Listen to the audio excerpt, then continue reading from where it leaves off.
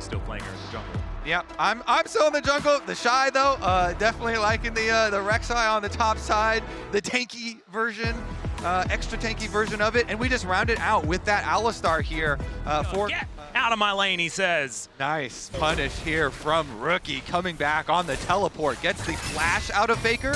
Top side. Flash in from the Shy, looking for Doran, who's dashing around, finds the ulti, and down goes the Ambessa, but Gumayusi will answer immediately afterwards. To try. Way they're finishing up the Gromp, level 6 Kiana, ready to make a play, but not going to stick around and force the issue, or are they? Yep, there's the Pulverize. Carrier going down relatively low. Another Void Rush coming on through there from the Shy, but not enough to take down Carrier here. Gumayusi now just trying to walk him down, as there it is once again for Guma. Mako now in a bit of trouble. He has to flash to get himself out of the way, and this Sivir is now very, very fed. Meanwhile, on the bottom side of the map, some public execution onto Gala here, but no one else really turning up for that show, and he will be okay underneath this turret for now. Atlas, Wei went back to base. Owner stays there. That's why T1 forced that play. So they have Carrier go for the engage, and Shy was kind of asking for it, but Wei had gone back to purchase. Yep.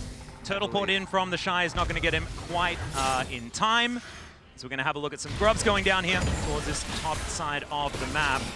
Mako will be able to help Wei out. And that is going to be the Kiana securing all three of them. Let's have a look. Plays, but Dragon Bean started out. Is going to draw them over. Yep, Carrier will be able to find the Shy, who tunnels his way out.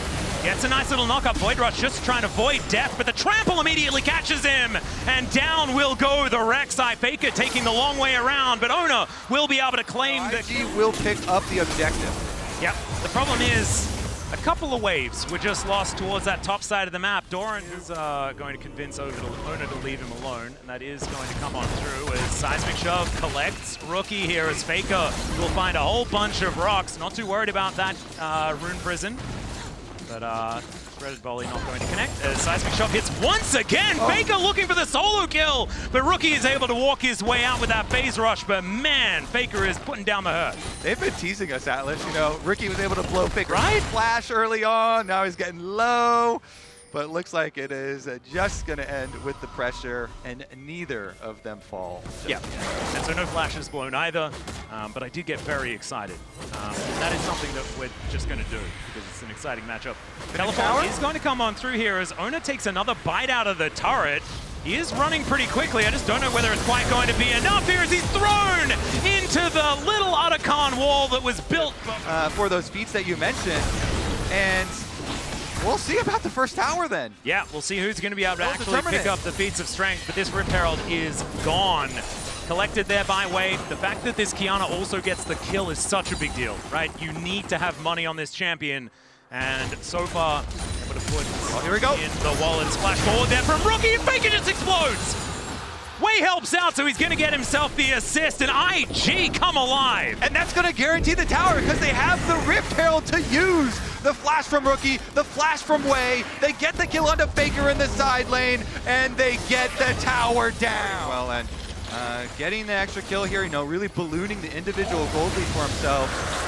They're gonna collect the dragon as well. Oh, flash headbutt poke to come on through here as immediately the exhaust is down onto Mako, but he has the Pump Blossom. He finds two with it, as there is the Void Rush from the Shy on that back line, but it's Mako that falls down. Just one pick and trade. Sitting inside lanes, lapping up the gold. Well, they might make a play right now. Yep, as I was saying, the public execution is going to come on through as the Shy goes down once again. Carrier collects that kill somehow as Gumayusi under fire here in the mid lane as well. We've got backs coming on through, but the Realm Warp is going to come down. Gumayusi in so much trouble as Gala going to be able to help take down. Not going to be able to find his flank angle as Doran, you can tell, really wants to get in there with that public execution as Carrier with the flash. Public execution goes wide, and Wei finds the ulti. Supreme display of talent, but it's the Otacon going to Ona. This guy's smite button is something else. And Rookie finds one kill, now looking for even more. This machine gun rise, picks up a double. Gala collects Doran, and now Faker is running for the hills. He's surrounded by IG members, and he's running the wrong direction. Gumayusi trying to get down there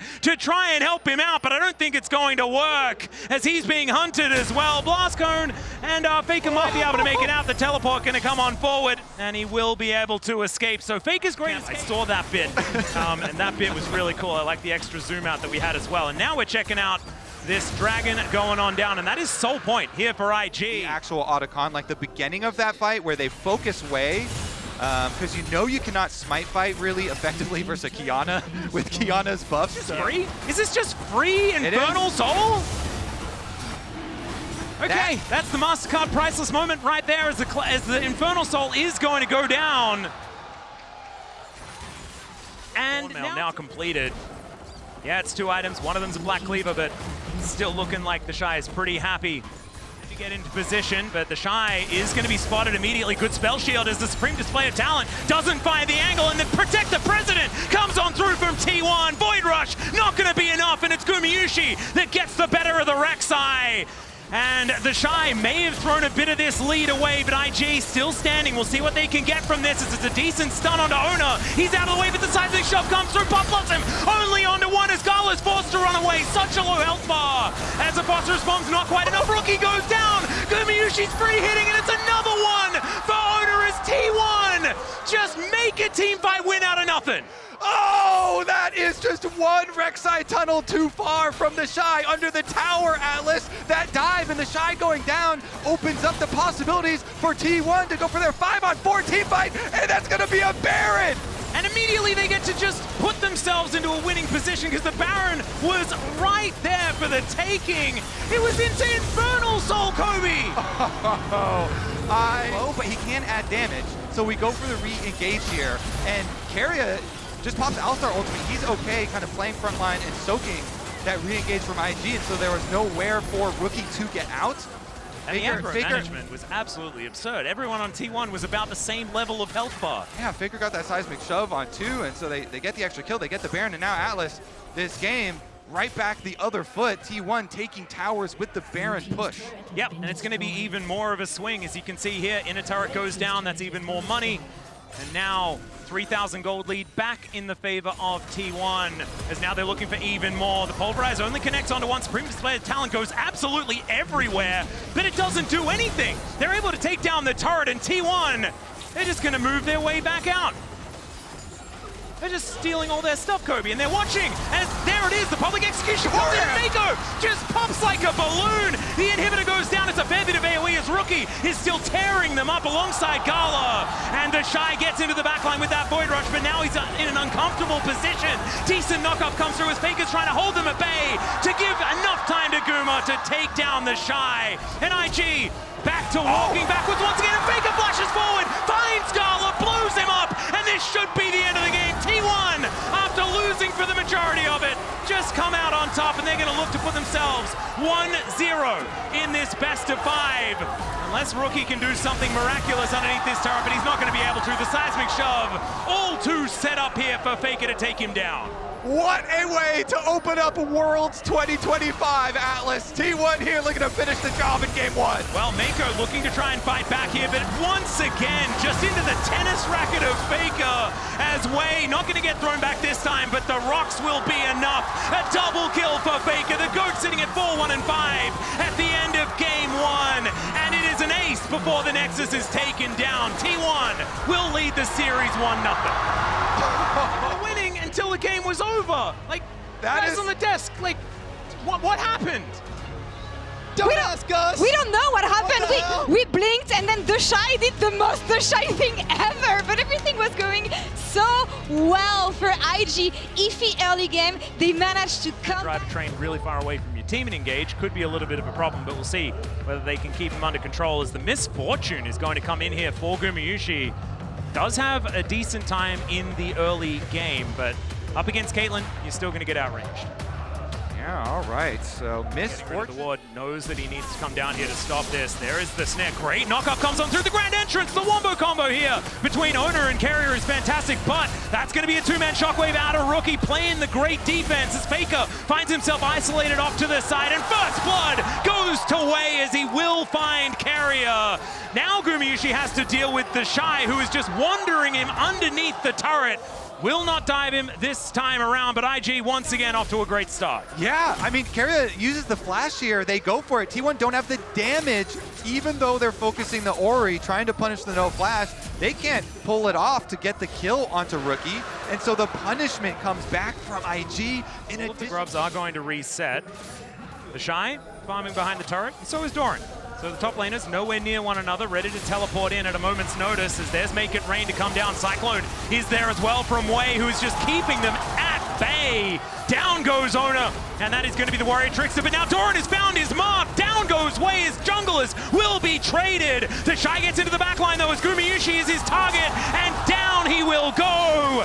Faker still trying to find it though as Rookie will be taken out. Faker gets into the backline and assassinates all of them. Double kill already, and Doran finishes off the last one as now the Shy cannot do anything. No mana, no hope, and T1 find a much earlier team fight this time. Oh, it was looking risky for T1, but Doran, he teleported in to save the day here. The Cassante doing work. Is it enough? We'll see. We'll see whether the Shy can keep himself alive as well, but it looks like he's not going to have to contend with too much unless Faker decides to come back down again. Flash out from this Scion as Doran picked up turret aggro, so he is going to have to get himself out of there. Stands beside Faker, and now Ona can be convinced to leave the grubs as well. So it does manage to get one of them, as you say, but it should be the feats going over, or at least the portion of them, going over to Wei here. As Mako comes up, Doran may have overstayed his welcome. Let's see whether he can take the Cassante for a walk, and with the heal, he certainly will be able to. Gala finds it, and there is the shot on T1 in this top lane. More plates going over to Gala, who's starting to look like a homewares shop with the amount that he's taken from this top side, as there's the all-out onto Mako, who's just dead. Okay. Doran says, whatever Doran, and we were mentioning it before, but this guy hasn't had a year like this ever, as there is the quickness, the grand entrance, as well as now Faker with the damage. Mako going to get popped like a balloon, but Gala is going to keep himself a little bit careful. You certainly do. Shuriken backflip going to come on through as the ace in the hole is going to be there. That's going to guarantee the outer turret here for IG. They will be able to secure that. Carrier is looking for a little bit of a mark here as in comes Gumayushi looking for the angle. The flash out is going to come on through, and now they're turning it on to Carrier. Cyclone is fantastic, but he just dashes away. And Carrier is going to survive. The Shy really wanting to take him out. He's not out of the woods just yet, but IG not interested in following up, and now the Shy might be the one turned on as Owner is going to turn up. Gets himself the flag, and Carrier will be successfully escorted to safety. And I say safety, he's out. For the rest of T1 looking for potentially something. And IG are blocking them from mid lane right now, so they're taking mid lane tower. Okay, Doran looking for an angle. I don't really know what it was, but my God, the Shy is able to eliminate him for it. Used to get themselves an outer turret in mid lane. It's certainly open up the map here for T1, and an open map means a whole lot when you've got an assassin like Akali. There are some things that we've had issues with when it comes to what they can do. But of course, this is T1. They've made the magic happen before with other comps. It's now Mako off to the side. Wei looking for an angle as Rookie clears out that turret. Cyclone comes in. Wei looking for the knockups. And there it is, the shockwave onto 3 from Rookie as Doran just trying to get himself all the way out of there. And it might actually happen as never mind, the orb is going to catch him. And down he will go. I mean, Owner and Faker are trying to get jungle scraps for themselves together, but and now, Faker a level down here against the Shy, but the Shy doesn't quite have the damage to stop him from being able to do what he wants. And Cannon Minion will go over to Faker there as Ona? Question mark? He is looking to try and walk his way out of here, but he is going to get slowed down, flag and drag, as he looks to go for the back, because he knows he is well and truly dead. And he will be taken out. Some aggressive positioning, you could say, as Faker dashing towards the Shy, but it looks like this Scion is really reaching that mortality stage. I mean, start up the dragon. Yep, Doran was tethered momentarily as now T1 get themselves into the river. They do not want to let this one go. As we can see, Make It Rain slows down Rookie. Faker on a flank angle, but he's spotted. Doran finds 2 with the Q, though, as now Ona looks for the knockup but misses, and Rookie is able to take him down. He gets into the Rift Herald. Oh, Ona, we've seen this play before, and he's going to run his way out, but Carrier is going to get taken down. Faker gets into the mix, though, and already out of the fight is Mako. The ulti comes on forward, but Faker doesn't find the backflip, and Bullet Time gets no joy as well. Doran now out of the fight via the Death Chamber as Gala. Their reward. And Mountain Soul. And then Doran just tries to start it out. Backside, Owner's not able to get his EQ onto Rookie either. And Pilot back into a winning spot when something goes very wrong. I definitely agree. Oh. Okay, Ona going aggressive onto the enemy jungler, as in the meantime, Rookie trying to deal with Faker, now looking to turn it as Wei comes back, and that's just a solo. The GOAT is going to be able to find it as Doran goes all out against Wei. He's now in trouble, and oh my goodness, was that a Kaza Curse or a Kaza Blessing? I'm not entirely sure, but the Otacon is going to spell the demise of IG potentially yet again. As Rookie down for another 27 seconds. They're not out of it yet. Gala is still terrifying, and he will be able to stop Faker from going back home. There is Carrier getting into the backline, the bullet time, and the shutdown for Gumayushi. Doran's health bar is very low, and the Otacon is being frustrating, but IG are just running out of players. They certainly are. They're also going to run out of Otacon here. T1's going to be able to get it. I mean, the Shy is dancing around, but not a lot that he can do about it. I guess they have to wait a little while.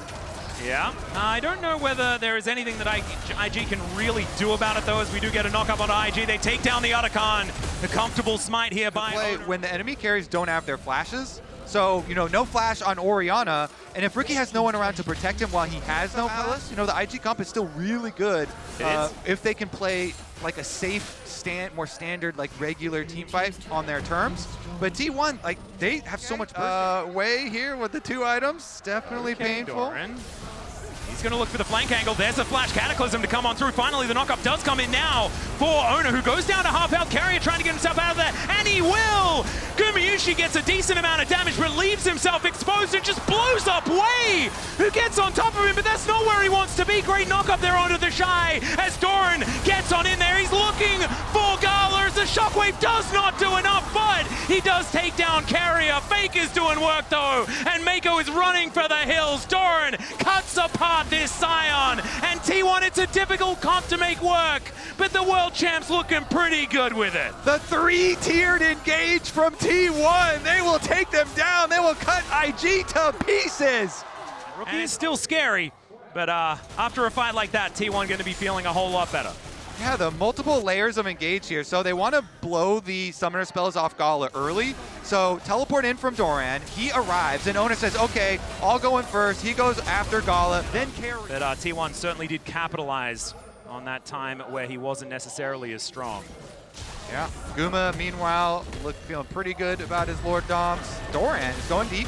Yeah, he's got 3 items now completed. The rest of T1 comes on over. That is going to be a solo Shockwave on to the Kazante as the Shy crashes into them. That is phenomenal damage as they take down Gumayushi. The Shy deals with Doran as well, and T1, now it's their turn to run the heck out of there. It's Faker. He goes in, he finds Gala in the back line, and then just gets shot in the head. T1 are going to fall. That's an ace for IG, who turn it all on its head. And he's also going to dodge the engage from Carrier. Even though T1 are able to get the tower down, when Carrier goes in, he also uses this Karma speed up. He's able to dodge. Meanwhile, IG with the engage onto Guma just blows nation angle off. Oh, teleport flank angle here from Faker, who gets behind IG. Let's see whether they can actually get forward. Carrier's health bar already very low as Owner taking so much damage. Puts Rookie into the Cataclysm. Is now Faker dashing forward, but they've lost Carrier already. The bullet time not quite doing that much, but the all-out comes on through. Rookie in trouble. Faker gets Gala. The Shuriken backflip doesn't land, but it doesn't seem to matter. Is down. Oh, no, never mind. Faker is going to be taken out. Wei still looking for it. Doran hunting for the Shy. And Wei will survive, but Doran is looking absolutely terrifying. Gumayushi's putting the bullets into the Shy, but they are bouncing off the armor. This Scion is he's really hitting towards that immortal stage, as the teleport is going to be employed here by Doran. Unfortunately for Gumayushi, all he can do is really hit minions and run, and Rookie is going to stop that from being a possibility, as he is strutting. So yeah, Misfortune does run pretty fast. Let's see whether Gumayushi can make the great escape here, as Boots of Swiftness going to be able to walk between these turrets. Make it rain slows down Rookie, and I think he's out. I think he's fine. I think Gumayushi's just going to walk it off. Never mind, there's a train coming. There's a train coming. And he just walks between the walls. The flash comes on through from the Shy. Can he actually connect to Q, though? That's the question. The answer is yes. Dissonance comes down, and finally the axe hammers in to Gumayushi, and he will die. But that took, not going to be the Mountain Soul, but every time these Mountain Drakes are stacked up, IG gets it. He can. Rookie can feel it too, though. He's going to just move himself out of the way. Teleport comes in from Carrier to get back towards this Baron Pit, and already he has to use all of his buttons to get himself out. Shockwave, he's going to catch Owner. He flashes, the Cyclone collects him, and it's Rookie that grabs the kill. That's Jungler down. That should be Baron. Should be able to get it. There's no smite to steal, so it would actually have to be a miracle from T1. We'll see whether they can actually make a team fight And of Guma's this. not on Varus. Yeah, and the Shy has about 25 health bars. He can sacrifice some of them, and that is going to be the Baron smoked down. And it becomes almost impossible. Yeah, Gala does a fair bit of damage, as we can see there. 4 items now completed, getting very, very close to just filling out that build. As T1, their base under fire, only a few shots going to be necessary here by this Caitlyn. As 2 exposed inhibitors, there's a shockwave to come on through. It's a decent answer here, as we can see, as down will go on into that GA. Trying to answer this one, but you can see Gala is distracted by these structures that he can destroy. Finally, he's going to look for Doran, who just dives away and goes all out. He survives for a long time as Faker looks for the flank, but the Shy is there and says, nope, you are not coming in. And IG this time ain't throwing it away. They are going to even out the series in this best of 5 with a triple kill from Rookie. T1 gonna have to go back to the drawing board. Also have some nice AoE CC here on the grouping. Yeah, I'm not a huge fan of it myself, just as far as what this composition looks like. It's already a lot of magic damage coming on through. The Smolder will be relied upon. Mid lane, and we see Vi's going mid lane, but Owner's bottom, and they're going for it. Yeah, Mako's going to turn up here as they're at least looking to gank a plate towards his bottom side, as there is the knock-up, and down goes the Shy. There's first blood for Owner on this Xin Zhao. This is what we wanted to see out of this guy, as now Mako could be in trouble as well, but instead. And if we have a look at the CS margins between the 2 bottom laners, although one of them is missing, it is pretty close. Another Zenith Blade going to connect, but already a lot of damage onto Mako, but Faker is already dead. Owner gets the knock-up and takes down the Leona in trade. Now Karia and Gumayushi moving in as well. Wind becomes lightning, doing so much work, and the handshake holds onto the Shy. As now IG looking to turn it around. He's going to silence himself. Karia gets taken out. They traded for the Rumble, then the bailout. It secures Owner his life, and he gets himself out of there. Gumayushi now trying to deal with Rookie, whose way is getting a bunch of work done. The flash forward from Guma. He's crazy. And Rookie's going to be able to get himself out of there, but man, Guma is angry about what happened in Game 2. Honestly, I love the action in this series. It is getting bloody in Game 3, and it's very heavily in favor of T1, this blood, Atlas. Yeah, the Shy is unhinged, man. He just goes for anything that's a potential play. As now Faker eats another Zenith Blade, but now Karia going to be moving over alongside him. But there is the ulti out of Rookie, doing so much work with the bailout. Can they actually keep him alive? The answer's no. Rookie gets the kill. And this way could become a problem as this game goes on. The level 6 advantage for Rookie here. They're able to take down Faker in the aftermath, just as we're saying, oh wow, all this blood, T1 benefiting. They just had previously an over 1,000 gold lead, but it gets chopped down immediately as Mako and Rookie were able to answer. So Atlas taking stock. Yeah. After all the skirmishes here, through the river. Owner benefiting a lot, but Owner now under attack. He gets teleport. He got the crab. The teleport is coming in here from Karia to try and back him up. And now the grand entrance, the hero's entrance, going to come on through. Justice Punch to catch up to Mako. The bear is thrown down. And Faker's like, you can have my bear. I'm just going to go back to the way. Melee champ stacking away. And, good experience for it. Wait. Oh dear, handshake comes on back through here onto the Shy. Equalizer goes down. There's the Crescent Guard as Owner trying to keep himself alive. He gets the smite down onto the Dragon. As now they go in, Wei looking for the engage angle, but the bailout is going to be there. Gumayushi keeps himself alive! And Mako will be able to take him down with the help of Rookie off to the side. The Shy on no health, as Faker will once again claim some revenge. One little Q is going to be enough to do it. And position. They're not doing a massive amount of damage at this stage. Merc Treads are what he had to go for to respect the Annie stun. And so it does mean that he's going to take a little bit more time to get fully online. Yeah. At the very least, he did invest in a Dark Seal. Those 2 champions going head-to-head.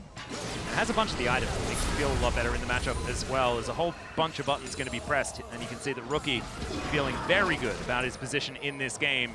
And as you mentioned before, Owner, he is going to be able to take down this Dragon. Let's see whether this is going to be the cease and desist that will actually work, and it does in the blink. It's not often the Doran on the Galio combo, but Wei's going to make his way down towards the bottom side, and Doran on the Galio is on our screen, but not for long, as the Shy is going to be able to burn him down. Just checkmate as the jungler walks in. Like, T1 need to be starting to get nervous. Yeah, the big thing for T1 is like, how are they going to force the issue here? Whoa, there's a flash taunt. His owner's going to move on up to try and take down the Shy. They're walking down the red carpet. He flashes away. The Winds of War comes in, and there's the knock-up. 3 Talon strike, and down goes the Shy. A 4th death for this Close Rumble. distance to that range advantage as the tower does go down in favor. Yep. Oh, wait a second. Ooh, who won? Get the health bar back up and ready here for Ona, and they have to be decisive. And they are going to be so, as the ulti comes on down there from Ona. Mako taking a lot of damage as Mom will be the follow-up, just to zone them away from the area. This is soul point for T1, but they've already invested quite a lot into this play as Faker, without that flash, like you said earlier, is going to turn up. And it's going to be an honest 5v5. The equalizer is there for the Shy. We'll see whether he can layer it in well. As Gumayusi standing in front, wanting to try and find an angle as they are able to take down the Dragon. There's Soul Point, but there is the equalizer down as well from IG. Not necessarily getting the work done that they wanted to, though, as the Bear is going to crash on top of the Rumble. He's the first to go down as Gumayusi grabs a kill in the fight, and it's Doran staying alive for so long. IG, that was not the play you were looking for. Yeah, that was definitely not it. The Shy walks in, he gets blown up right into Tibbers, right into T1. They actually get all of their kills. 3 people down on the side of IG. T1 are gonna just explode with the gold here. Towers. This tower is going to explode as well, Kobe. Down this one will go. And Gumayusi is the hugest benefactor out of that. Now the Yunara Smolder conversation gets a little bit different, as she's now extra pressure available here for T1 as the Chu goes wide. And Snare is going to connect onto Ona, but damage onto the Xin Zhao isn't exactly the most permanent. Okay, the flash in from Ona, he finds the knock-up, they chase after Gala. Redemption, can it get the kill as hostile takeover comes on through as well? Gala surviving for a very long time. The flash forward from Gumayusi though puts him down, and Rookie will follow suit. Both carries in the blink of an eye as well. And man, if you like, when I was looking at this composition, I wasn't thinking flash auto was going to be the engage option, but that's exactly what Ona was going for. As Phalanx, you know, hold the line, as it were, as the Hexate's going to be leaving Ona out to dry. Now Gala flaps over the wall. It's so much damage, though. Still, Circle not going to be saving the Xin Zhao, and that is shut down money over to Rookie. That Hex technology is dangerous, Atlas. It certainly They warned is. us against this in Arcane. We learnt about it from Arcane. It's now Rookie. Oh no, you should have learnt about it as well. Doran going to be able to finish him off. He's now in an awkward position, but they don't have to deal with the Hui, who's such a problem. Faker finds the angle onto the Rumble, and somehow their most fed member dying turned into an inhibitor turret? Yeah, T1 are just gonna flash on you. Everyone flashing over walls here. Doran flashes in, Faker flashes in, T1, they actually even take, wait, Dragon's going down? Yep, they were looking for the Dragon here. Hostile takeover will be avoided for now, but it's a double taunt beautifully placed here by Doran. It is Wade denying the soul, but they also managed to get themselves out. The Hex Gates are going to come on through, as well as Gala is going to survive on about 10 health and get out with the highway robbery. I don't think it's going to save the game, but it was pretty funny as another one comes in and Faker says, yeah, fool me once. Yeah, fool me twice. No, that's not going to happen. As Voltbreaker gets way over the wall, and Ona has respawned and will be able to take down the Vi. Wants to be able to hand the kill over, but isn't going to do so, and will be able to secure some turns. Hexgate's going to come on through here as Ona makes his way over. Gala up pretty far.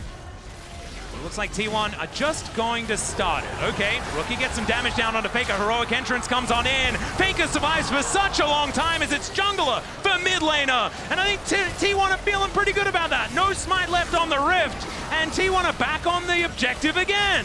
Yeah, they're gonna force IG to come to them. All right, hostile takeover comes through. The immediate cleanse out from Gala, though, who's doing a lot of work. Gumayusi just dives into the front line. I don't know whether that's a good call, as the taunt is going to go wide. Now Gumayusi has to avoid everything as the ulti from Ona. He goes down into his GA, and they take out Mako. I don't know how this is working, but it's looking pretty good at the moment for T1. But the shutdown comes in. The answer from Gala. Dragon just does so much damage. They've started off the Baron themselves now, but they're looking for a turn angle.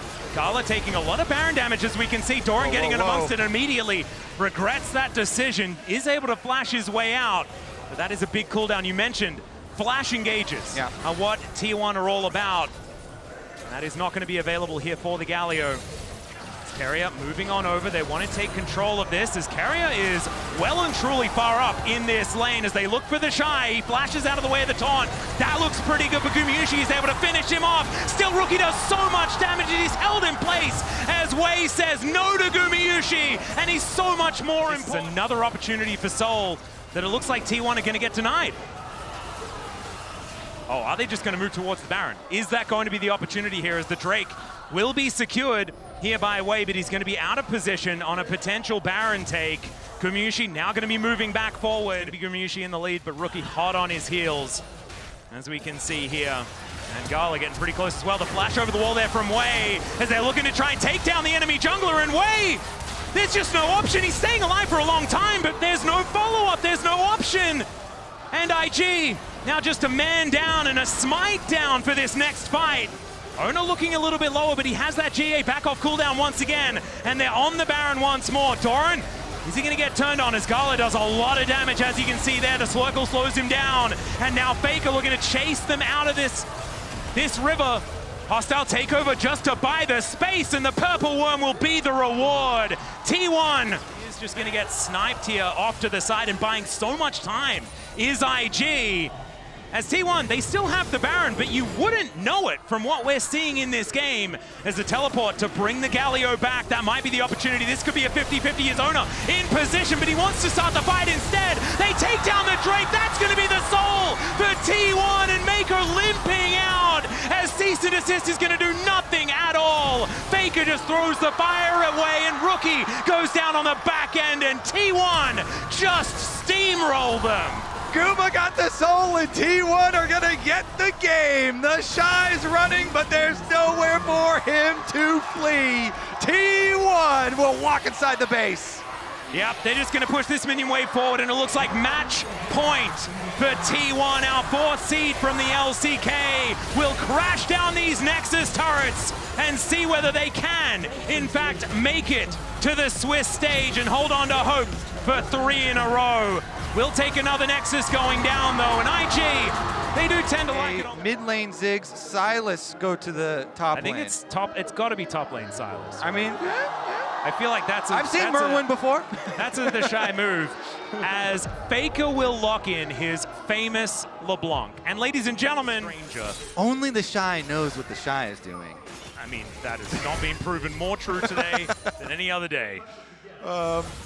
Honestly. Right, Rookie taking so much damage here as there's the snare, the flash forward, but it's all a bait. Faker, can he actually still get the kill, as he does get the passive proc, and that's going to help keep him safe, but Mako still wants to take him down. This Nautilus is so scary, and he flashes to try and lock him down. The distortion, not enough, and first blood to Mako. Now Ona is making his way in as Carrier's looking to try and punish this Big Daddy as he makes his way out, gets himself another round. Today is history day. Well, there is that distortion being utilized. It's a fair bit of damage, but now everyone is being called in, and they slam Rookie into the ground. Some grubs should come on through for T1 afterwards as well, but man, Blinken, you missed it, as Rookie is just dead. That's everyone who has an ult used their ult on Rookie. Carrier didn't because he's only level 4, but everybody He pressed R though, Kobe. You best believe he pressed R. He pressed R for sure. He's with you. Oh my goodness. All right. But it will still be IG utilizing the fact that they didn't press as many R buttons to take 2 of these grubs. One of them did go over to T1 as a result of that. And see, like, what was the actual time difference between each R button press? As Doran's got some visitors. Well, he is also going to call in his friends, but it's going to be too late, and now Ona might be in an awkward position, still able to get the kill on a Maker, who unfortunately had IG. That was really nice answer from Owner. You know, lays down the Q right before he arrives with his ultimate and with the bottom side. So I think they do want to fight it. They're not going to give it to T1 for free. Yep, Faker looking for a flank, but he is spotted on vision. Rookie with the Enchanted Crystal Arrow already prepped. Doran can't come though. This is 4v5 guaranteed. Yep, Wei couldn't get on in there as the flash is going to be employed. Rely on that. It's going to be absolutely fine. Hookshot going to give some vision over to T1. As Gala takes some damage from the volley, double flashes employed. Mega Inferno Bomb goes down. There's a Grand Starfall, but the instant wild growth is fantastic. Paranoia comes in, but still Owner is taking so much damage. The flash from Rookie is able to to shut him down, and now the Shy looking for Doran. He's tanking up the turret, and he's happy to do... Get him out of here. All right, we're fighting again, as now Carrier in a bit of trouble, does have to put his Wild Growth on cooldown as the darkness is going to come in, but Carrier already dead. Ona able to put himself in a great position, though, as the Pantheon will be the answering kill, but Rookie on the top side of the map means that Gumayusi cannot play the game. He's taken out, but it's a 1-for-1, and now it's T1 trying to fight back. This time, the Ram is going to connect as the Ziggs satchels himself out and burns to death as Ona's red buff gets it done. Now Mako not going to be able to do anything. The anchor is cute, but I think that Faker will be able to finish this one off, and T1, they're going to be able to... They don't actually have vision. They're able to get the shutdown. T1 kites backwards. We're back to action, baby! Yep. Carrier just out of the death chamber and might just be put back in it here as the Glitterland's not quite enough, and Wei will be able to put him down. Faker looking for a bit of a recall here, but Rookie might be able to find him. Faker able to distort his way out and will be able to keep himself safe, but still Rookie denying the back angle, and it's more turrets going down for the Ziggs. Man, I'm looking over here, I can see Orcs. Oh, they're going for the Shy! Left as they are looking for the Shy. Can they find the Fear? And they will be able to do so. This time, the Shy doesn't have a lot of that funny business available. He's doing a lot of damage, and now the Cavalry is going to come in as he bought enough time to allow IG to capitalize on this one. As Paranoia just to buy the space, and we'll see whether it works. He looks to turn it, they take down Gala, and Owner is still alive! He survives through it all! And Wei is going to fall at the same time. The knock up on Mako, he's dead, and T1! Oh my god, Owner, you are an absolute... From T1! My goodness. And now the Dragon going to be secured here. That is going to be the second going over to T1. Zero fear in that moment. I think he thought that he was going to die. He's like, well, let's send it. Saw the arrow come in and just launched himself like a missile into IG. Yeah, and who's even collapsing? the Rift Herald is going to be employed in the mid lane. And now Paranoia comes down yet again. The Shy in trouble once more as the Ram, looking for the knock-up, will be able to find it. The arrow from downtown connects from Gumayusi, and Faker is now able to close in as well. The Grand Skyfall comes in, the Mega Inferno Bomb, not quite enough. Azona just barely limping away. And now the fight is going to continue. Mako trying to throw out the CC. The satchel's good as Gala's bouncing bombs aren't quite connecting. T1 still not able to quite find the fight, and now the re-engage from Mako as Faker is going to get executed, but Gumayusi's the problem. He flashes to create the space, and Gala, they've been ignoring him this whole time. Finally, they're going to move over as he runs out of mana, takes down Carrier, but he will die as a result. And Doran and Gumayusi walk away victorious. And T1 by IG. This has been a point of contention for this team. We'll see whether they can make it work this time around here in Game 4. Man, this is feeling like they're throwing the gauntlet as now the Paranoia comes down. Doran finds a huge knock-up, and the AoE is massive. The Wild Growth absurd by T1. And their team fighting is just too good, ladies and gentlemen. Gala keeping himself alive, but there are too many people here. Rookie finds the clone of all things, but the Otacon will stay up. And T1 did lose two in the process. Can Rookie do it? Can he be the hero? But he cannot in this moment. Still, they saved the Otacon, and that may actually be the biggest deal in this moment. Wait, they've got a teleport from Doran. They can teleport Doran back in. Faker and Carrier are flanking them. There's the teleports coming in. It's actually answered here by IG as well. Oh, Gala gets executed. Faker finds him in the brush. He thought he was safe, and honestly, so did we, because there wasn't the vision as Doran slams his head into the wall, but he is so incredibly tanky. The flash out from Carrier to avoid the re-engage as Rookie is doing a fair bit of work. Doran doesn't have damage himself, and now the Shy has made his way in. It's another hook connecting, but Owner is also respawned. Ladies and gentlemen, Doran will be dying Nocturne in this fight, but yeah, we have Paranoia coming up very, very soon. And the Ash Arrow is 8 seconds away. I do not think it's Otacon time. Please let me breathe. No way, buddy. Let's keep the action going. T1, they approach, they fire. As Gumayusi's going to find it, and Rookie's going to get punished once again. It's being in a brush that's going to be their downfall, and it's Carrier that's is able to get the last hit, but Gumayushi is kiting like a madman. Another wild growth. And T1, it feels like the same team fight that they won before. Well, they're going to go win it again. That was all one team fight right there, Atlas. They continue it. The R-buttons come back up. They immediately press them. They find the engage. Guma here with the Ash Arrow re-engages, sets it up, and the Otacon this time will be the final prize. They're going to be able to pick it up here. It's 23 kills to 13. I like those numbers. Oh, it's absolutely ridiculous. A bloodbath here in our game number 4 between T1 and IG. From Way, and now he's trapped. He's not going to be able to escape. He doesn't have the Grand Starfall, and now the jungler is going to be dead at 23 minutes and 50 seconds in the game. The Baron is up in a minute's time, and Way is not going to be able to get into position. More champions on screen, so he'll kill some towers. We'll see whether the champions will come on screen, because then T1 will try to kill. Do that one more time and actually take down Karia, punish the no flash. Ooh, good spell shield there from Ona. Gonna deny the hook in as Faker distorts his way back again. The knockup gonna go wide from Doran, who flashes away. Now the Ram is going to show his teeth, but that's a brilliant stasis to come on through. Ona goes in, he survives for so long, way too long. Wild growth comes in, and it's Gumayushi with the damage. Why is this Nocturne still alive? Ona, you absolute monster. The inner turret's gonna go down, and I think this is the end of IG, and T1 putting the end to the LPL has started early this Worlds. T1 will have every member alive to assault the IG base. Scala trying to defend, but it's no use. And the Ziggs that was their Achilles heel is finally going to be taken down, as T1 will make it to the Swiss stage to defend their Worlds title.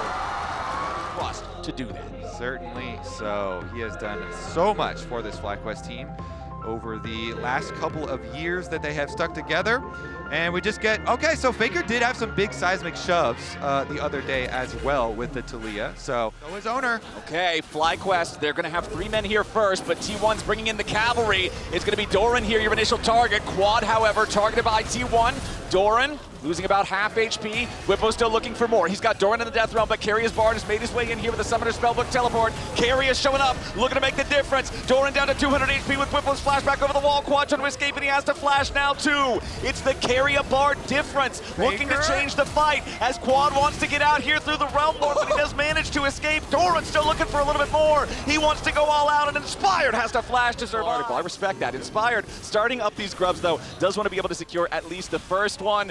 Oh, but it starts to reset and lose patience. So FlyQuest, they don't manage to get anything other than just a low health grub. And it's T1 with control over the pit now as owner starts the objective. He needed like one more auto on that thing. It barely did not get tick under 600.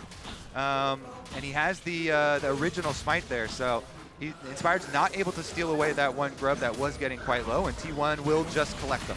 Yeah, that's a super, super close margin that it actually ends up being potentially pretty significant here for the side of T1, as having all 3 of the grubs, having the extra is hanging around in hopes of catching the wave.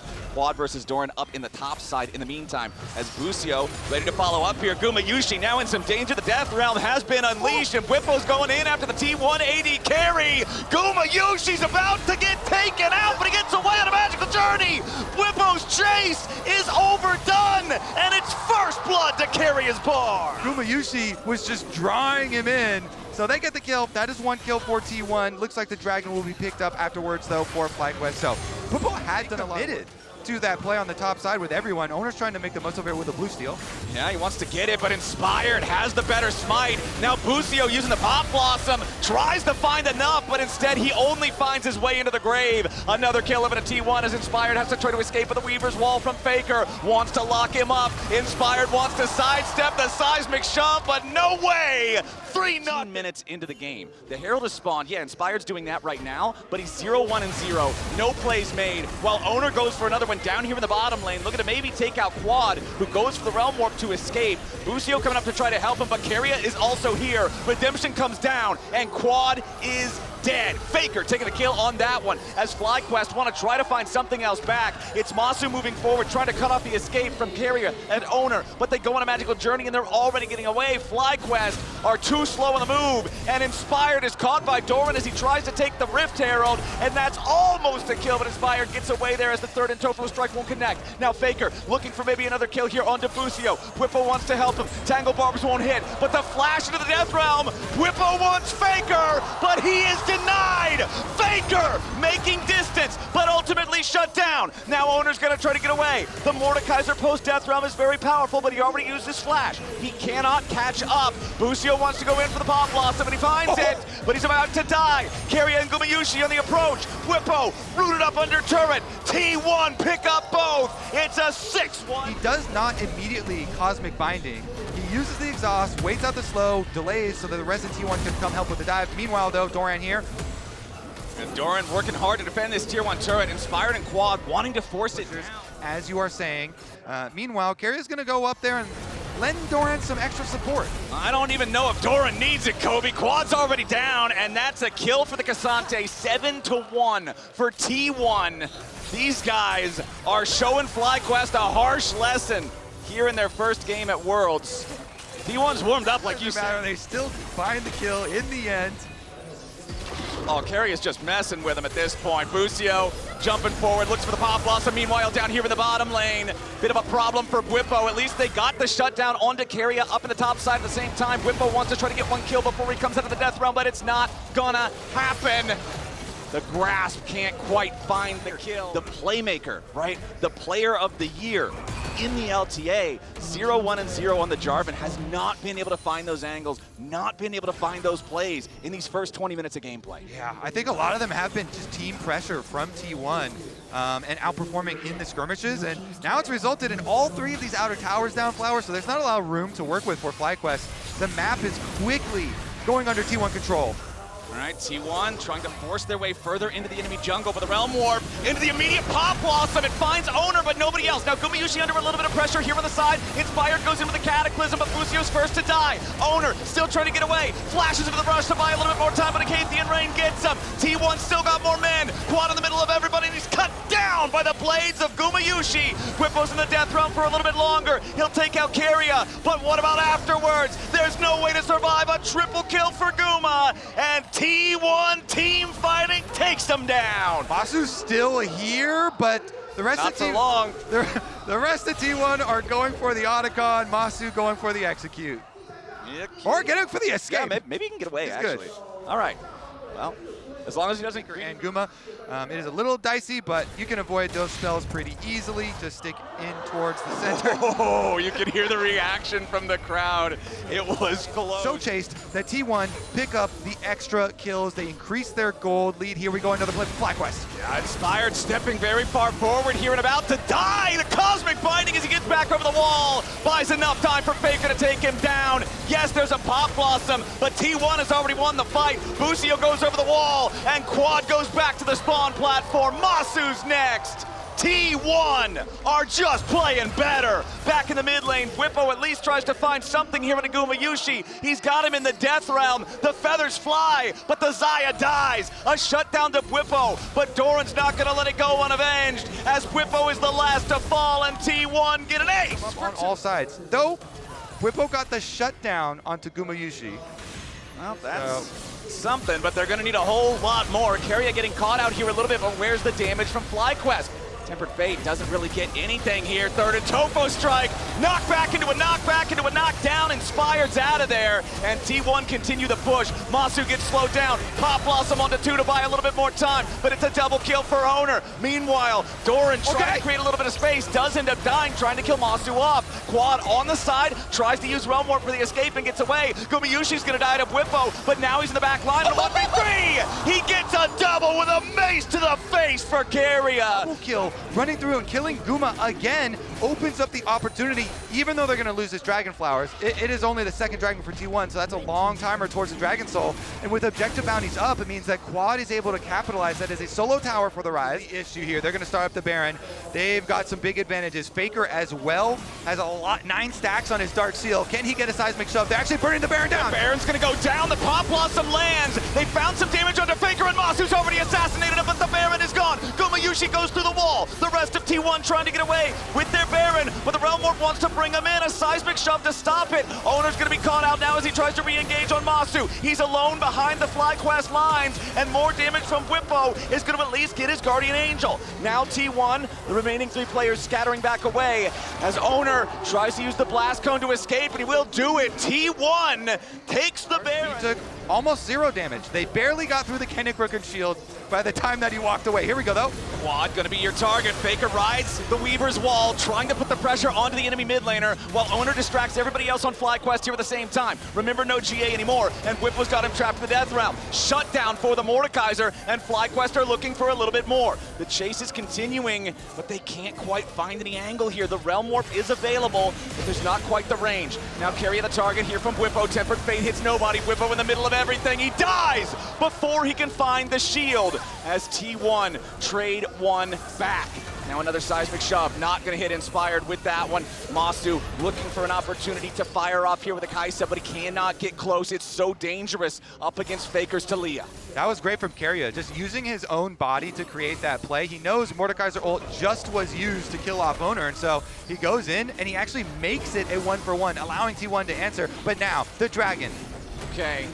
Dragon started by FlyQuest, but immediately responded by T1. Another seismic shove, this time on Busio. Pop Blossom with no value. Chemtech Drake over to Gumayushi. Doran trying to get away. Busio at 100 HP. Gumayushi still looking to step forward. Nice shove there under Quad, but they aren't going to kill him here just yet. Seraph's Embrace Shield keeps him alive. Realm Warp for the defense. Masu's going to try to get away with that as Inspired uses EQ to get over the wall. Now a teleport coming in from T1. It's Doran looking to cut him off at their own tier 3 turret here in the bottom lane. The Weaver's Wall delays Quad and Masu, and now Doran stands between them and safety. Whippo's trying to help out his team as Quad looks to turn it around. They found a route on a Faker, and Quad takes him out. FlyQuest continue trying to get away, but Owner has arrived. His clone Cyclone kills Inspired, and Quad barely gets away over the wall. Owner's still looking as Whippo has to flash. Masu continues to run on the third, and Tofo Strike doesn't hit, but T1 still has the push. T1 chasing them across the map, and now they're inside the base. Flowers finally. 24 kills to T1, and they will be able to take the inhibitor. Inhibitor number 1 is down, and T1 is not done. Mid lane tier 2 turret, the next target here, as Doran's just gonna step forward, start putting the autos into that one. The rest of the team is right behind him. They'll shove up this wave. The extra power, those void grubs that we talked about earlier, allowing them to just bulldoze these structures. And again, Whippo in some danger. Does have the stasis to keep himself alive this time, so not another kill for T1 here just yet. Tier 2 turret reward. No seismic shove to find any value here just yet, but the Baron is spawned, and T1 is ready to start it up. Doran and Carrier are going to be running interference, and Owner and Gumayushi just melt this thing. Weaver's Wall won't allow FlyQuest anywhere near it, and T1 has already claimed the objective. Now Whippo's got to try to stay alive. Pop Blossom finds Faker. Gumayushi's already killed Busio. Masu flew into the back line, but he crash landed, and T1 tears him apart. FlyQuest thought they could take that fight. They thought they had to, but T1 would not let it happen. It's a clean ace, and they're on the game-winning push. Yep, Karia takes care of one tower for his second, and the rest of T1 arrived to finish the job. FlyQuest had a tall task, and they could not stand up to the moment. T1 prove why that number 4 seed title isn't what it seems. Difficult bot lane to play, but if you land that combo onto the Caitlyn, are they really going to lock in Alistar? Alistar with the Draven. Alistar, that's crazy to me. Okay. I mean, they clearly want a little bit more engage. Yeah. But he's down. Yeah, that is true. And you'll see that he's looking to get the double crabs. Kaiwing working with Ginger though to guarantee that that doesn't happen. And this is just a great interaction between two high-level junglers right now. It's Ginger. Oi! Oh! Hello, Doggo! He just solo killed Doran. Well, they're a strong AD carry. Doggo now level 6 as well, so the Whirling Death up and available. The threat onto Goomer as he's only 5 will position, help. but right now they know they have the advantage. You'll notice on the mini-map, Driver has already rotated up towards the mid lane, so they can guarantee those numbers. He doesn't have his TP available, so he's just going to lose that farm on the bot side of the map, but they've got the one grub. Can they secure the second as Faker now makes his presence known? Junja keeps pulling up this ice element as well, so we'll have a stun if he does it again. Owner's on the way in, 600 now waiting, and it's a double grub situation. Okay, maybe for the third, is Junja being greedy? No, they get all three in the end. It's Owner, excuse me. He came in to get the steal, but he'll die for it with Doggo getting a cash in. It's a nice petrifying gauge from Faker, but an exit now needed as Hongq cuts it off, forces a flash from the goat. He's caught out, decimating smash, and CFO come alive against T1. CFO Again, like we saw in the LCP finals, this guy on Kiana's not too bad. As Hongq's found out in rotation, he'll get phase rush, he'll get out of there, but Doran finds his prey, jumps in, but maybe too deep from him. Hongq flashes over. It's matched by Doran, but Junja looking for the trade kill. Will find his mark over the wall as well, and Doran just trying to run on out. A tunnel used, but Junja again can tear a shape, but there's another tunnel. There's always. They are indeed, aren't they? Doran's just going to do what tanks do best. Skywing takes a big trade, it's heavy. Yushi holding on to the ace in the hole for now, but there's a Vault Breaker mid. Hongq face checked and he'll be punished for it. Miasma on the ground, nowhere to run, and Owner is back in the game. Away. CFO, they're saying they can still contest this. Doran has come down from top side. He's also got ice as well. Supreme display of talent will find one, but no steal on the Dragon. That's up for Gumayushi. And as they take it, they run away as Driver has decided to launch into Doran, but he's just an instant blocker, and T1 walk away with the win on objective. The Rise ulti. We are going in. Driver's going to stand there. Decimating smash. Baker's down. Junja also going to help out as Doggo ran into melee and started hitting the Void Queen. Double over to Junja. And what? He's really earning it this time around. The 3-0 Kiana knows that Faker's into a corner. Pop Blossom helping out. Carrion flashed in. Maybe there's a turnabout play. Junja has to hold the in. Jumps to Faker, but he gets shut down. Carrier saved the day. It's a double TP, but there's more numbers here for T1 as Driver has walked into the ongoing trap. Hongq now walks into range of Owner, and CFO had control, but they're relinquishing it. A triple kill for the slippery snake of Faker, and T1 punished so damn well as Gumayushi gets flashed on.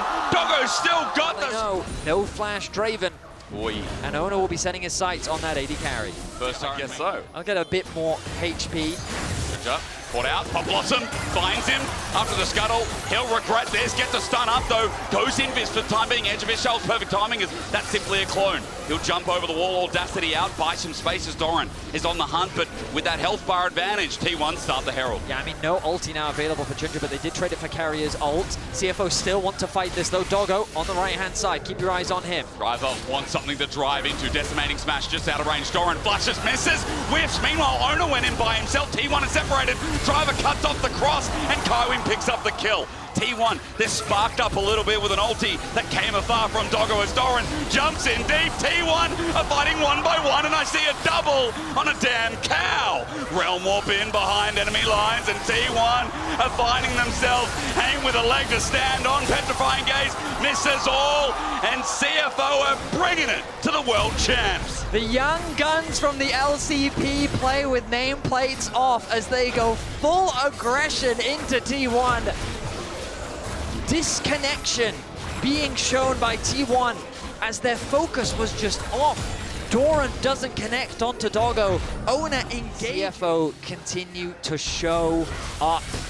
This is, of course, only a best of one, but what an important best of one it is to get a win here.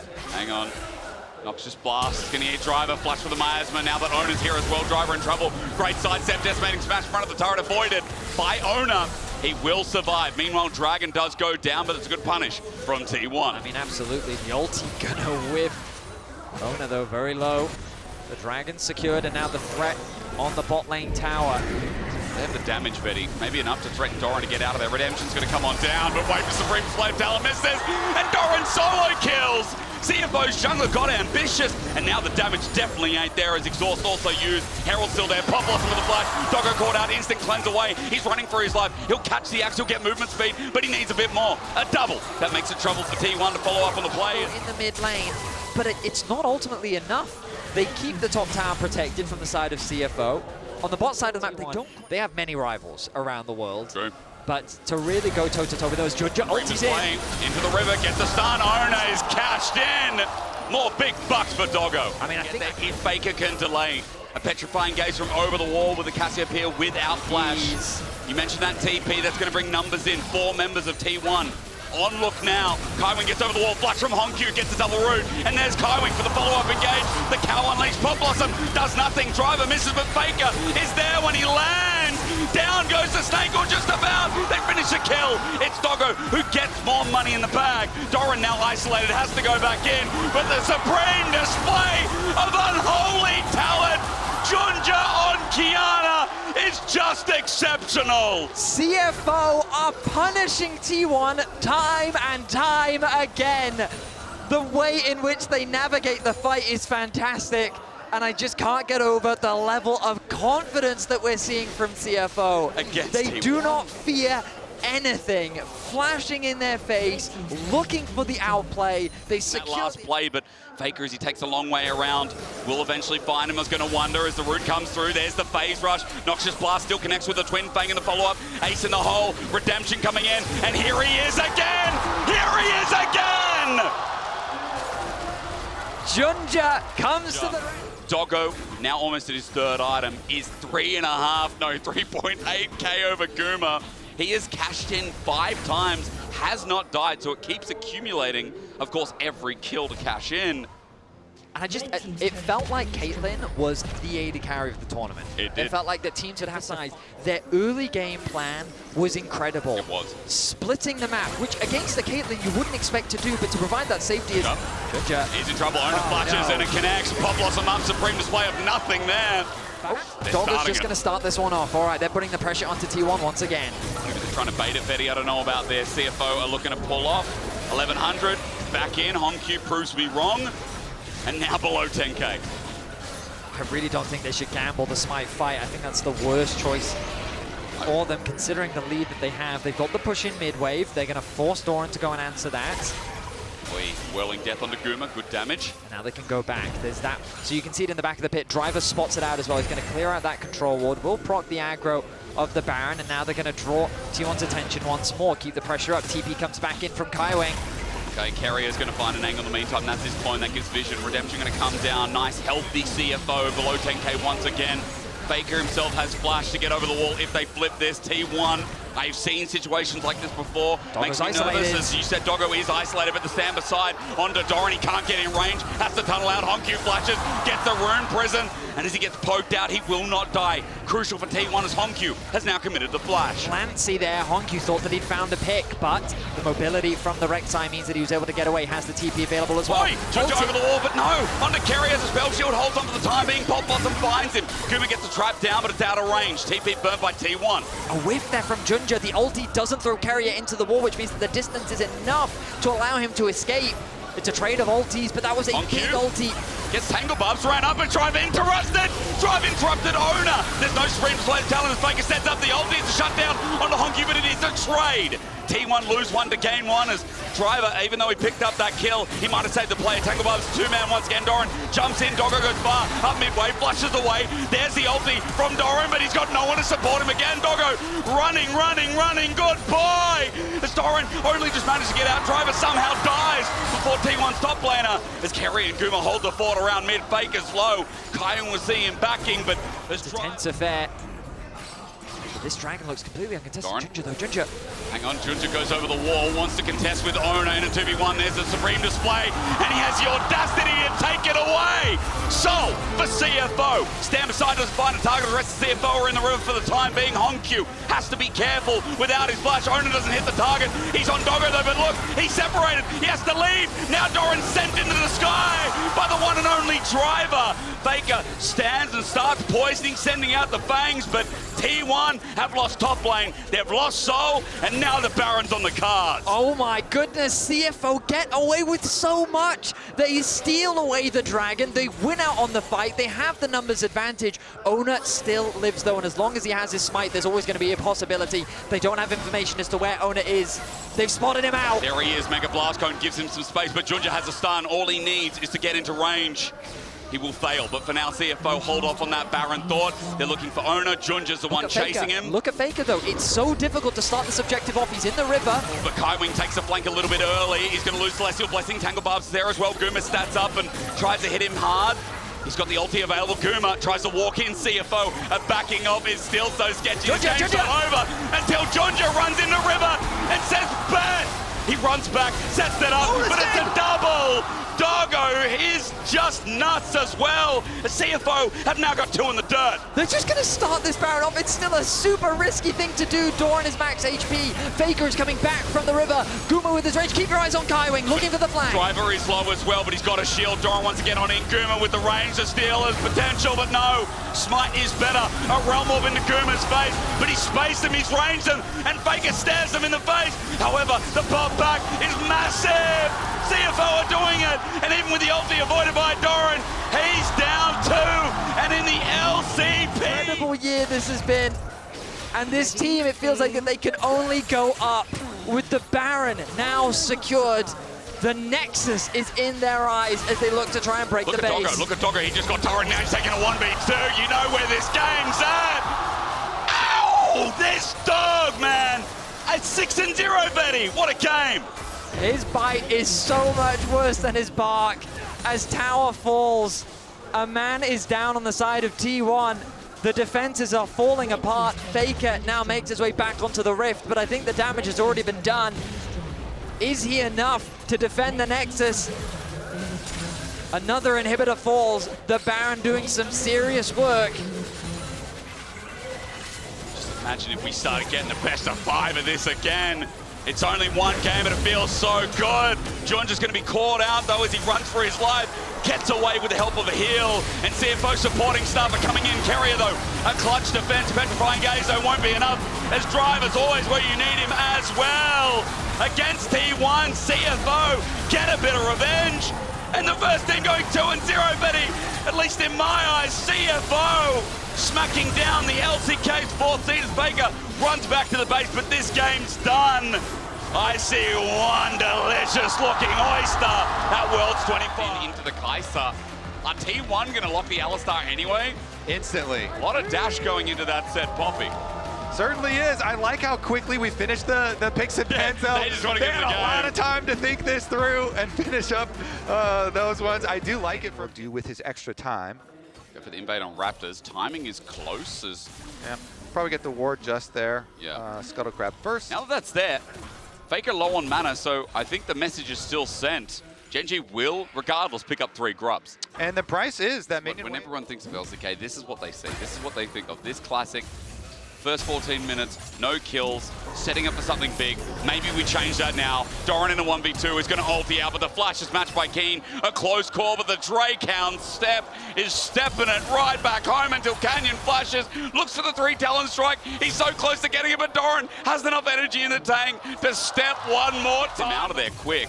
Ward will give full insight for T1, but 4 members now in this Chokers Gen.G group on up are having trouble entering until Carrier pops the Ghost. Our first fight, you say, maybe it's there. Doran sent away with the Keeper's Verdict. Faker at half HP already gets them burst down only onto Juro as second skin starts piling up for Guma, but Herald is already gone. T1 mid, just to give a pressure point for Gen.G to play through to get this second dragon of theirs, but even the damage on the turret is going to be really impactful, especially with 3 grubs. That'll open up mid. And Dragon for T1 isn't started yet. Guma gets away. Wind becomes lightning, tags as well. Blast cone's denied as Guma has to try and come in. But for T1, they don't have their AD carry. He's separated towards mid. All right, flank around the side from Doran. Oh, Guma. Carrier, 3-man pulverize almost. Ruler disappears as well, but Faker, as he jumps into the whole team, makes a crucial mistake. Doran now comes in, gets a flash out of Ruler, reposition from Gumayushi, a 5-man cyclone. Ona finds the angle, but it's too late in the fight. Gen.G have annihilated T1 as Guma runs for his life, but he's tagged once again. Gen.G have 4 members on the run, and Guma is left alone. This turret won't withstand, and it won't get a kill in return, maybe, as Chovy, no! Command, protect! Chovy survives! And Gen.G only lose 1 player in the fight. T1 tried to flank around from 4 different angles there, Hysterics. They had Guma coming from mid lane, Doran coming from behind. Looking really good for Gen.G. And that dragon fight as well, huge stuff now, so. Need to try and survive this early game and get through to Gen G somehow. They certainly do. All right, T1, they started up, but Keen. The angle, the flash, Euro finds a wall, and Doran can't ult to get on out. The dive-in's easy, and Canyon sets up Ruler for success. Oh, Duro, that was beautiful. They just destroyed. Doran is deleted, and nobody on Gen G even has a scratch on them. Okay, Duro's got a little bit of a scratch. All the setup again, Duro goes in deep, but Owner already getting chunked out alongside Carrier. Atakan at 5, the dive in there as Canyon once again finds a new target. Carrier burst down, the unbreakable will was finally broken. And with Redemption coming down, what do you say? A shockwave into Guma, Duro given a wall, a double for Chovy as Faker finally gets something back for T1, but Atakan just fell. There's Gen G coming in from over the wall, Faker's got no mana to survive, his weirding isn't weird enough. And as Ruler takes him down, it's Owner tagged out by Canyon. The jungler's fighting out with Cyclone to negate the audacious charge, but one are making plays, simultaneous plays, in 2 different areas at once. It's amazing seeing the quality of this performance from Gen G again. Restore some of the faith that maybe was lost when they dropped down to the 1-1 bracket as well.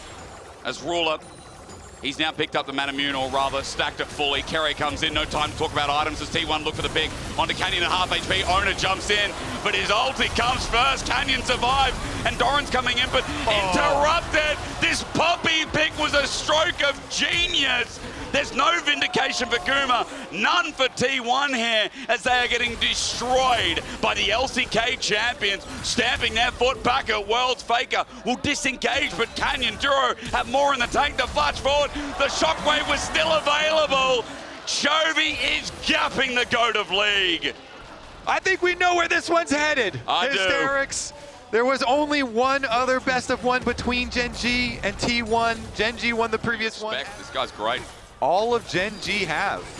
Their draft was exquisite, but they have also, we have been seeing a lot of Seraphs as well on some of the Orianas, but the Horizon focus buffs as we're getting more action. Brave Carrier turns it into an engage. Owner as well. Cyclone a chance, but a disengage from Duro. It's Keeper's verdict kept good. Doran jumps in. Maybe a chance here for T1, but with that dive comes Canyon to defend. Guma trying as hard as he can, but as he takes down Ruler, he takes down his chances of finding anything more. Yeah, that's going to be Gen G Baron.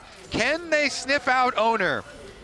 Owner here, the last one left alive. Against the Poppy, how hard is it with the exhaust down as well? And a decimating smash from Keen. He'll send Owner back to his base one way or another.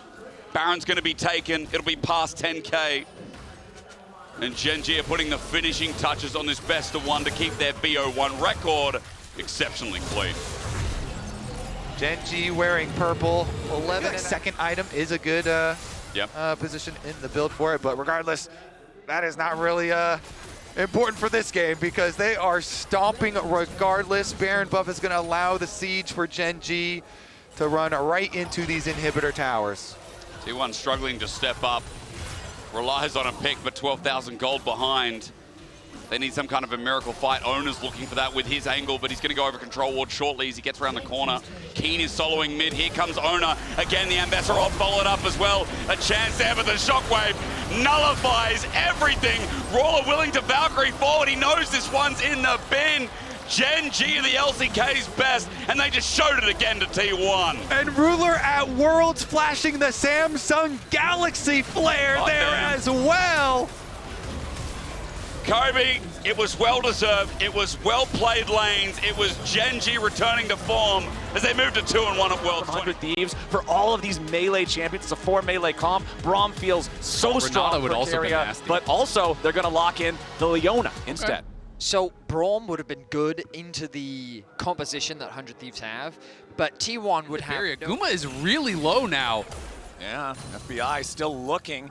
As you can also see, River is hovering around down this area. So 100 Thieves, they feel confident pushing up, but up in the top side, it's Doran and Owner looking for the dive on the big Dokes, and it's first blood over to T1. 100 Thieves thought they could re-engage off of that initial play, and weren't able to, thanks to the nice flash from Doran. And now with Doran forcing those summoner spells in the bottom lane, chunking both of the enemy laners down to half HP, this is a free ticket. To bait you into team fights that you maybe shouldn't be taking. but T1 doesn't need to fight. They can just take the advantage down on this bot side, but with Quidty being out, T1 now can move in. Okay, T1 looking for a chance to at least take one of these grubs away with Quid's departure, and it looks like they're going to get just that. Owner and Karia moving into the pit. So 2 grubs over to 100 Thieves, 1 for T1. And again, whenever you split the grubs, even for the team that got 1, it doesn't feel that bad just because don't think that Dokka can really do much about it realistically. Well, we'll see. Right now, he wants to step forward, try to clear out some of that wave a little bit, but Doran immediately popping the Dominus as Owner's ready to try to show up. Dives in with the audacious charge. Public execution from Dokla. Owner's going to die to the turret shot. Dokla stays alive for now. Doran's going to try to pick this one up a little bit, but Doran's going to die as well. Big Dokes! 2 for 1 in the top lane. Really nicely done. He forces Doran to use the ulti early, but Faker is going to get solo killed by 100 Thieves are playing with the name plates off. They do not care what they're facing on the Rift. They're playing with nothing but confidence as they are finding kills across the map. And Dokla has his Eclipse done now, so now he's the one in the driver's seat. Ayla's up here. Dorian could be the one getting dove. They want to give Doran a taste of his own medicine. Ayla's going to lead the charge. He makes the dive for the headbutt pull. The flash coming out from Doran, but the exhaust ready to follow, and 100 Thieves make boots out of that crocodile. They find the dive up here in the top lane. It costs them the Drake as T1 are going to secure their... Absolutely are, and we can see this one more time. The seismic shove is there, but Quid gets the Q slow, flashes in, kills him with the Kingslayer. Faker responds on the flash, but Faker's caught out again. Faker in a bad spot here with the river. Ayla and Quid trying to chase him down and secure it. Quid gets another one.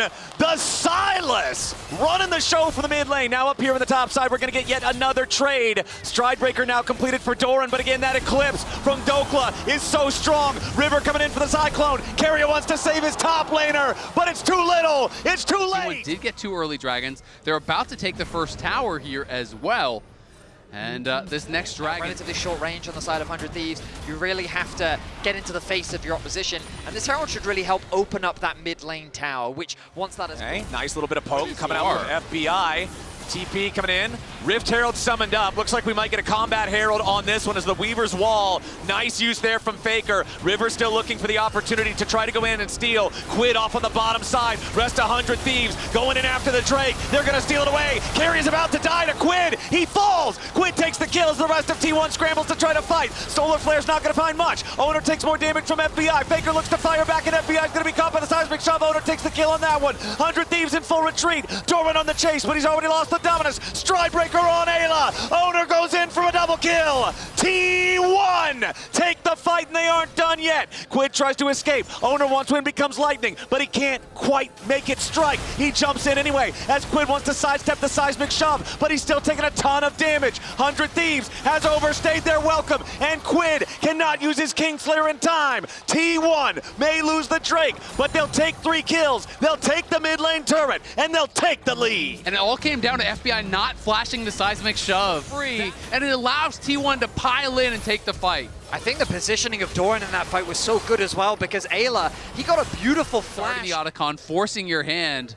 Quid is just going to let the tower die to deny the local gold here, realizing that's probably not going to be Otacon. It's T1 immediately deciding they want the objective. They've already got it down to 1/3 HP. I think 100 Thieves might be a little bit late to the party. Nice Weaver's Wall coming out from Faker. River wants to go in and try to steal it away. He got it! 100 Thieves steal the objective. But what about the fight? T1's already taken out the enemy jungler. Ayla might be next to fall. Gumayushi gets the kill. And Dokla's next on the chopping block. T1, they lose the objective, but again, they get 3 kills instead. T1 just keep coming out ahead in the fights. 100 Thieves couldn't quite secure kills onto Faker or Carrier, and Doran leading the charge with Gumayushi at his back means that T1 set their sights on the tier 2 tower. Yeah, it's just so tough. They can't finish off any of those kills. So yes, you do get the Otacon. It stops it from being a total disaster, but Quid is going to have to back off, and that means it is now a 3.7k gold lead with it that tier 2 taken.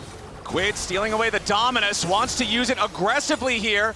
Doran and Guma, T1, 2-1 in Drake so far. Dragon down to half HP, 100 Thieves on the approach. The Weaver's Wall has to be separated. Quid in the middle of everybody. Xin Zhao LT stolen. Quid gonna be focused here for now, but he's still staying alive in the moment. Keria taken down to about nothing. Dokla! The back line. He wants Gumayushi, but he can't find him. FBI's under pressure, but he stays alive as well. Both top laners out of the picture. Dragon, 3k HP. Redemption coming in for 100 Thieves as Owner tries to jump forward. Now he's gonna be your target. River's next to fall. The Drake goes over to T1. Quid jumps back over the wall. He wants the abduct, and he's lucky he didn't get it. Owner of 1 HP. A double kill of Gumayushi. A piercing arrow over the wall from FBI. There are dead bodies in both jerseys all over the Dragon Pit. And now Faker is looking for more. He wants another rock here onto FBI. Onto Ayla. His seismic shove will not hit. Gumayushi coming around to try to help him. Ayla's next to fall. It's a 4 for 2 plus Drake for T1. T1 got the barrier out, but they need that assistance. It can't be a solo mission from Dokla. Ayla's looking for an engage. Yeah, Ayla knocks Owner up into the air. Defensive Xin Zhao ulti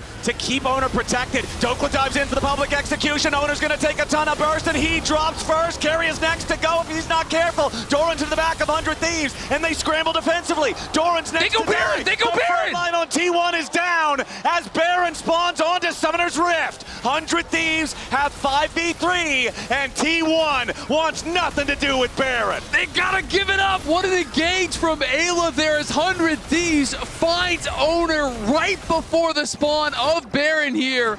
He says, you've gone too far. We know that Faker's back in base. We know that in the mid lane, Quid getting closer and closer to level 16. The standing gold of this mid tier 1, the bot tier 1, these towers. Exactly the same moment, which means 100 Thieves are going to have control. They're going to look for a fight right here. Up to the Drake. Now Keria gets over the wall with a blast cone. River jumps in, pops a cyclone on Faker. That was a that was not the fight they wanted. Got a little bit too excited, but hey, they're still going to force T1 back. They're still going to take the tier 1 turret. As Guma is yet to die in this game. This Corki is a monstrous Quid. He face checks. Yeah, Quid face checking right into the brush. He's going to get punished here. Remember, he still has the arm guard, but the chain CC.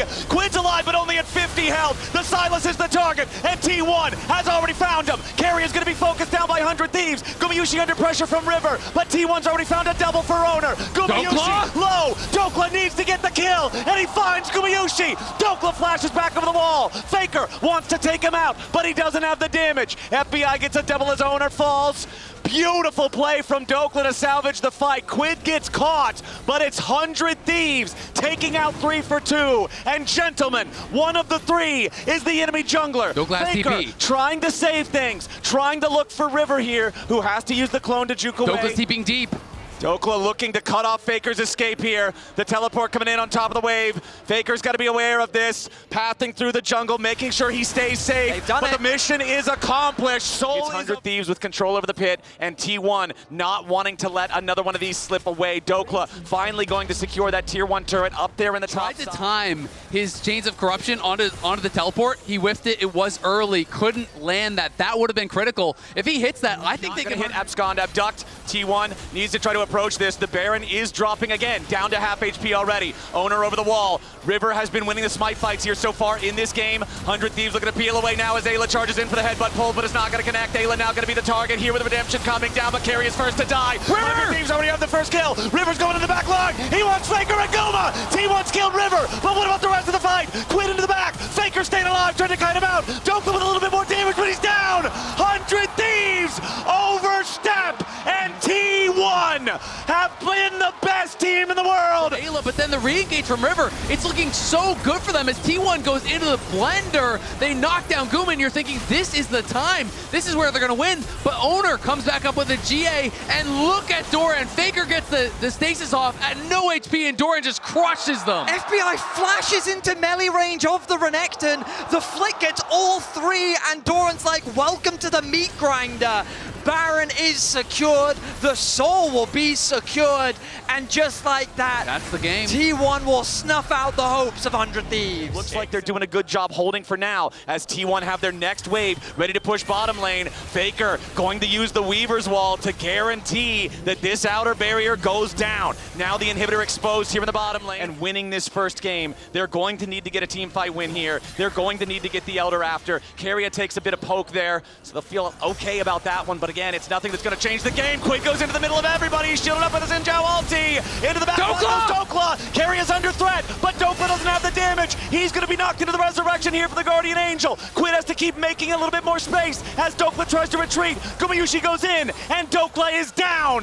T1. This is their way back into the game. They don't have Dokla available. 45 seconds until the top laner is back. The HP is low for Quid. Even if they trap the Renekton, is it really going to be enough? Okay, Quid steals dominance yet again. Elder Dragon targeted by T1. They've got a 5v4. Quid's only at 40% HP. Ayla focused down. He's dead immediately. T1 have their first kill. Quid wants to take care of it, but it's not going to matter because Doran's already killed FBI. T1 on the victory push. Doran goes over the wall and Quid has to flash away from Solar Flare. River and Quid in full retreat. T1 in hot pursuit. River trying to juke with a bit of a clone prank, but it's not going to work well enough. Quid is already dead. Faker has cut off River's escape. It will not matter that he has Guardian Angel because the Angels are not listening. T1 will stop 100 Thieves' chances dead in their tracks. It's a 5-0 delayed ace. Dokla's back to life, but the inhibitor is first to fall, and it's only a sign of things immediately to come.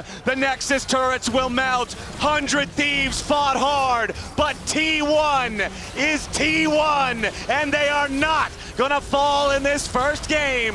24-16, they'll take game one. Kuma goes. I think something super defensive could be smart here, whether it is the Jhin or a Xayah or whatever.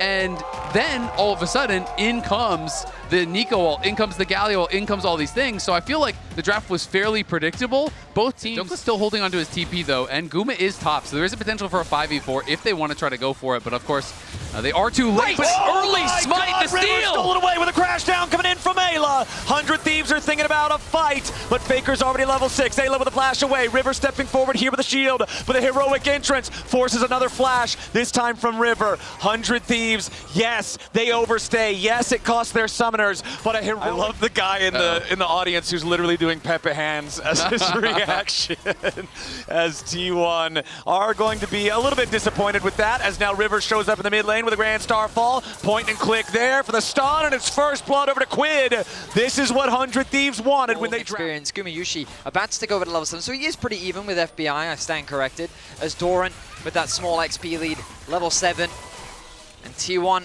should uncontested secure these grubs. Exactly. Only cost is going to be a few minions in bot lane. He's in the river. Okay, but T1 has total control over the area. They Okay, already that's lost also the true. first Drake, but they started it up, remember, so early. So second Riding Drake that high with the level of confidence he's playing. I thought you were going to go with he did solo kill Faker with the help of River. All right, Owner trying to come in here, make a move on to Quid, but because the Shockwave's still down from earlier, it means that Quid can make enough distance that Owner cannot try to engage after him with the Cataclysm without committing a flash. He does not want to use that. They know that Quid still has the ultimate, so he could get away defensively just with that. Comet Spear and the rest of the ulti coming in now as the Grand Starfall sets it up. Carry is knocked down. 100 Thieves, they find themselves, and now that's a 2-0 game in their favor. The Shockwave from Faker at the very end of the fight doesn't do anything. I mean, it's a beautiful play, not only because they kept the kill on Dakaria, but because Faker had to flash to avoid it being him that goes down. So Faker flashes out, and Keria just kind of has to tank that one for him.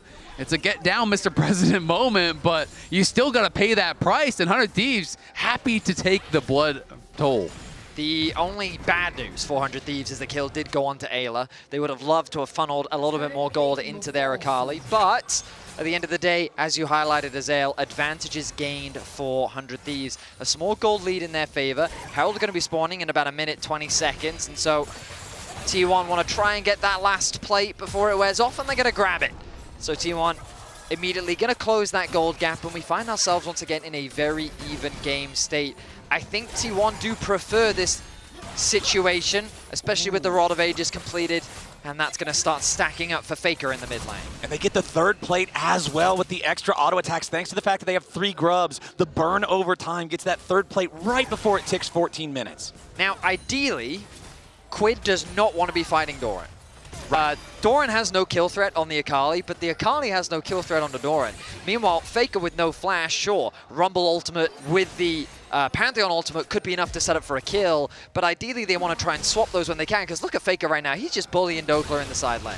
Yeah, I mean, Dokla has been Absolutely going to be really difficult. Ayla's trying to wrap around here on Owner, make sure that he can't actually walk up for any chance at a steal. But T1 can just play mid. They're just going to actually knock down this tower here. So yes, they will lose the Herald, but here comes River. River jumps in, Gumayushi immediately into the ulti. River tries to follow him, but the hero's entrance locks up the enemy jungler. And T1 takes the first turret. They take a kill, and now Quid is trying to come in to take revenge. Owner is your first target. He's down to 200 HP. He tries to get away with the perfect execution. Lives up to the name.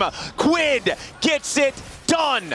Nicely played there from 100 Thieves to respond to the nice play that T1 started with. It's a 1-for-1 trade, but T1 taking the turret means they come out on top. You're absolutely right, Flowers. A nice sequence from both sides as T1 acknowledge that they cannot contest the Herald, so they invest their resources into mid. But now, TP top lane. Faker in a little bit of danger here. Equalizer to slow him down as he tries to escape. Dokla's got to be careful chasing after this. Quid has no ulti on the Akali. Faker trying to make his way all the way out. A beautiful shockwave. Dokla's down to make it a 1-for-1, but 100 Thieves still get him. All right, so another tower going to be going the way of T1. That top lane tier 1 is almost knocked down as well. The goal very... Test this dragon. They will concede it. T1 will secure the upgraded boots as River looks to try and add a whole lot of power, but it's the ability to upgrade the boot an additional time after the first two big items are completed. Killer Instinct from FBI, Pop Blossom to follow it up here. Carrier on the defense as Ayla wanted to use the Magnet Storm, and they do secure the kill on Carrier, but now Doran jumps into the middle of everybody. He gets one back onto Ayla. Support for support as the Galio goes up into the air and gets away. Faker wants to throw the ball forward. 100 They are a very short-range composition, and against an Orianna, maybe they want to use this Herald to guarantee this mid-tower. Doran, though, doesn't have his flash. Nice. They stun him up with a Shattering Strike, and they try to block the exit here for the Justice Punch. Doran cannot use it to get away because he would have to dash back first. So a nice soul point. All right, Doran's about to take the tier 1 turret here in the top lane, put T1 at a very, very slight gold lead. T1 does spawn, second item fully completed for Faker as well. He has the Seraph's Embrace all the way evolved. Quid going after Doran here, going to allow the taunt to expire. River ready to join up. Yes, Doran is very tanky against magical damage, and he failed the flash over the wall. The Galio now with the hero's exit to get away to a nearby ally, but Quid tries to follow here with a Shuriken flip. He goes in for the perfect execution. He's trying to still find the kill. Doran dies, and Quid's got the fancy feet to guarantee it. Oh no, wants to get away, but a flash 5-point strike hits all 5. Quid dies to the shockwave in retaliation. The approach, T1's already got it down to 40% HP. Doran keeping Quid away off to the right side pincer as the Infernal Drake is secured by Owner and T1. 100 Thieves not there in time. Yeah, River really wanted to finish a second item, so he does do that, but then you're allowing them the free soul point, and now they're going to engage. Yeah, now it's a ton of damage back onto River. The shield cannot protect him in time. Quid wants threat onto Gumayushi, but he doesn't have enough. Pop Blossom's not going to stop him. Ayla into the middle of everybody here with a Magnet Storm. Carrier might just die to Quid, but FBI's already been executed by Owner. Ayla's next to fall, double kill over to Gumayushi. Carrier dies,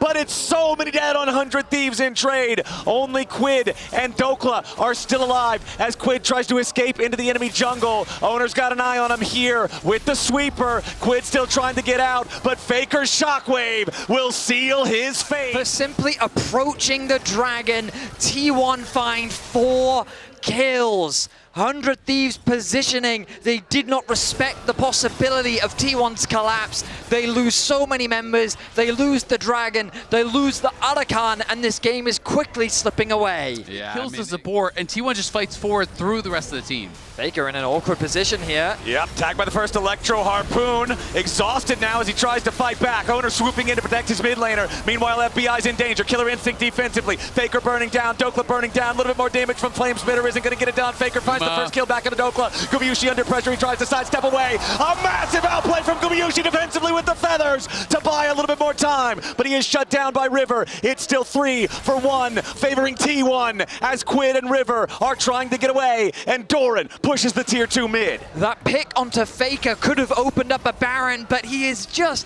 so tanky.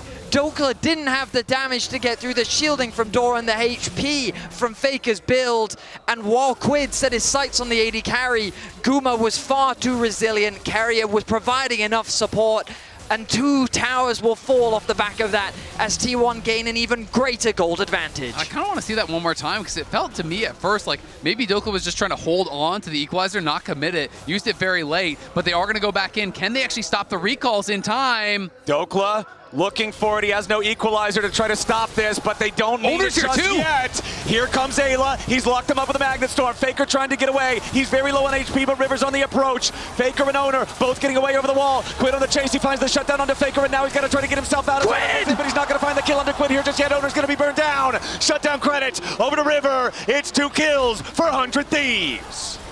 What a fight there from 100 Thieves. They force it. They find the angle. Quid is back to base, but he has no TP. River is low. Owner is dead. They can't start the pick. Like you say, Vedius, Keria has been spotted out. Important to note, T1 also ahead, 29 flower petals as Owner goes in for the Cataclysm. They're ready to back it up with Faker and Gumayushi. It's 2 kills for free, 1 for each of the T1 carries. And now with the top laner and jungler down on the 100 Thieves side, T1 are feeling emboldened. Doran just distracting everybody here in the mid lane as the rest of T1 begins the Baron. The positioning was scattered for 100 Thieves, and T1 are so quick to pounce. They take out the jungler, they take out the top laner, they convert it into a Baron. In this game, we'll see if there's any sort of a attempt at a random steal, but not going to be there as T1 will claim the Infernal Soul back. This moment will cement another soul for T1. 13 kills to 12. 100 Thieves have fought valiantly, but now they have to bottom side are able to push in here.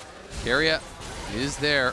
All right, first inhibitor turret already down. Into the back line goes River, but into the front line goes Keria. Pop Blossom. FBI's already down, and Ayla's going to follow. River dies in the back line of T1. It's 4 dead already, and with only Quid alive, T1 is ready to end this game. The Shockwave will not find the Akali. Quid will waste as much time as he can, but it will not matter. 100 Thieves left it all on the Rift in their final series of League of Legends, but the winningest team in the history of the game. Yeah, there you go. I was going to say, I don't think you've got the setup, and the way that your team fights want to play are fairly easy front to back, but Owner maybe feeling himself here today. Confidence. Kiana going to be picked up here, but can just go for a steal here. Goes over, never mind, he's waiting over the wall. Observer's highlighting it beautifully. Owner likely going to have to flash here. Locke was there, might not get the chance. Doesn't even try to get over the big wall. MCoy with first blood. Prio paying off. Of course, for now, T1 have an advantage of their own, and JoJo's pretty far up. Waterblade ready to go for Owner. JoJo can continue to step into Faker, but he just does not have any health. Phase rush, he's going to get him out for an extra second, but Owner just finishes the kill off. Having him burn his flash in these early stages, and the individual laning phases, small wins for T1. Going in, immediate knockup, because it's not going to stop the pushback from the Emperor's Divide. JoJo Pune running, but Owner happy to grab another carry on the way as well. Instead, going to turn it. You have Doran burning that flash on the top side. You have Gumayushi and Keria winning out on bottom lane thanks to their aggression as well, and you can see that CS lead opening. I don't think you can really contest this as Owner. May just try and sneak one with the smite. Level 4 for Alvaro.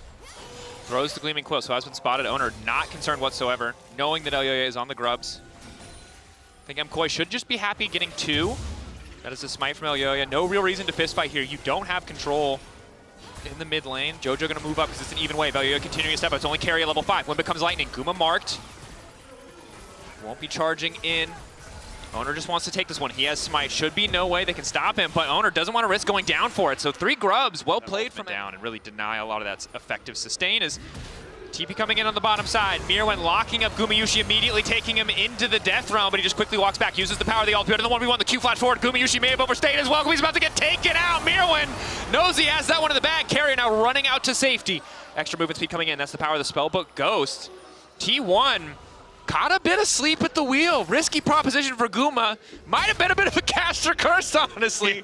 Hyped him up just for him to get 1v1'd. But he's not used to running TP, you know, so not exactly in the best of spots. Keria.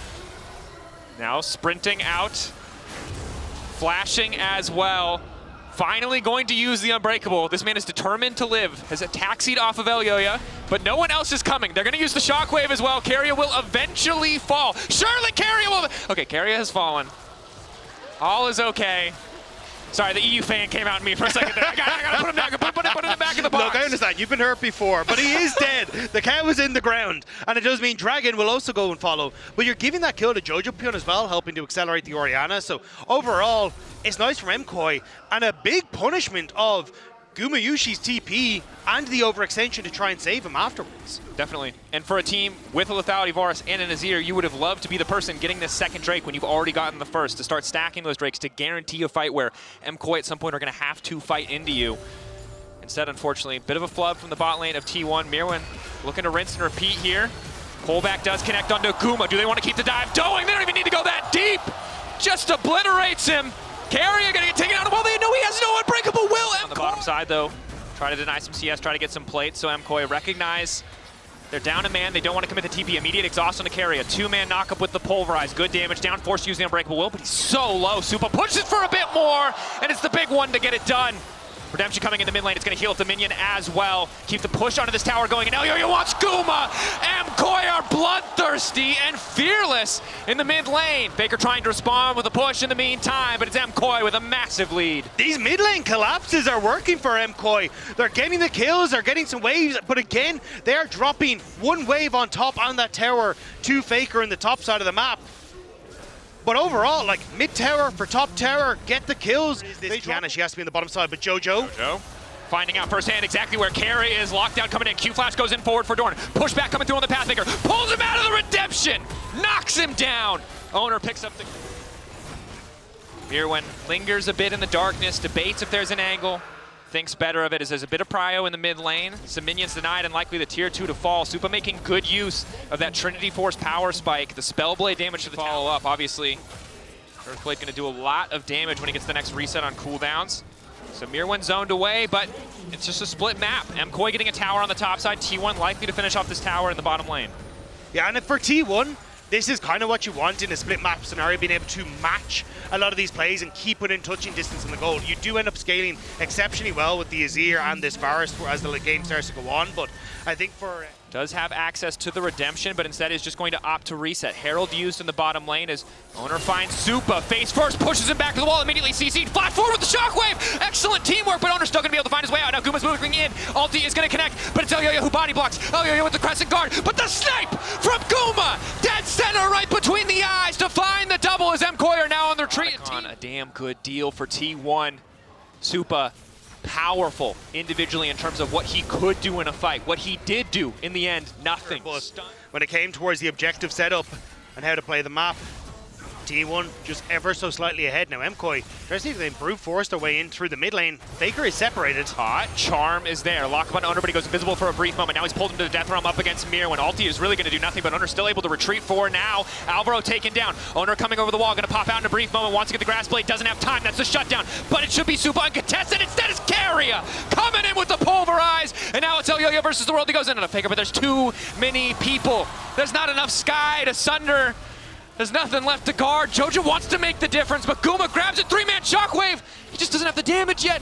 He doesn't have the items. Jojo keeps him low, but Doran wants to keep going. Q3 ready to pop. Pull through on the all-out. Looking for the Pathmaker to confirm. Tries to predict Jojo, and it just doesn't work. Doran looks like he's about to fall. Nice sidestep on Guma's Q, but Doran just barely able to walk away. It's the Canadian mid laner trying his best, but it's Faker who's better and snipes him out. I don't even know if that was Owner as he comes out. Jojo has been completely isolated. Now Alvaro is in the same boat. Alvaro caught, will just get taken out there. Important to highlight in the fight, Doran perfectly calculating the Pathmaker, the Cassante W, to catch Mirwin as the Death Realm faded. Shadow Flame, the Verdant Barrier. 10 stacks, he hasn't even upgraded to the book yet, but honestly, he probably could. That is a terrifying Azir. MKoi, I think, in a weird way. Kiana. Have you never listened to her voice lines? She is very pumped. Yeah. Pumped up. Guma potentially caught out. Alvaro not able to hit the charm. Only connects on the carrier.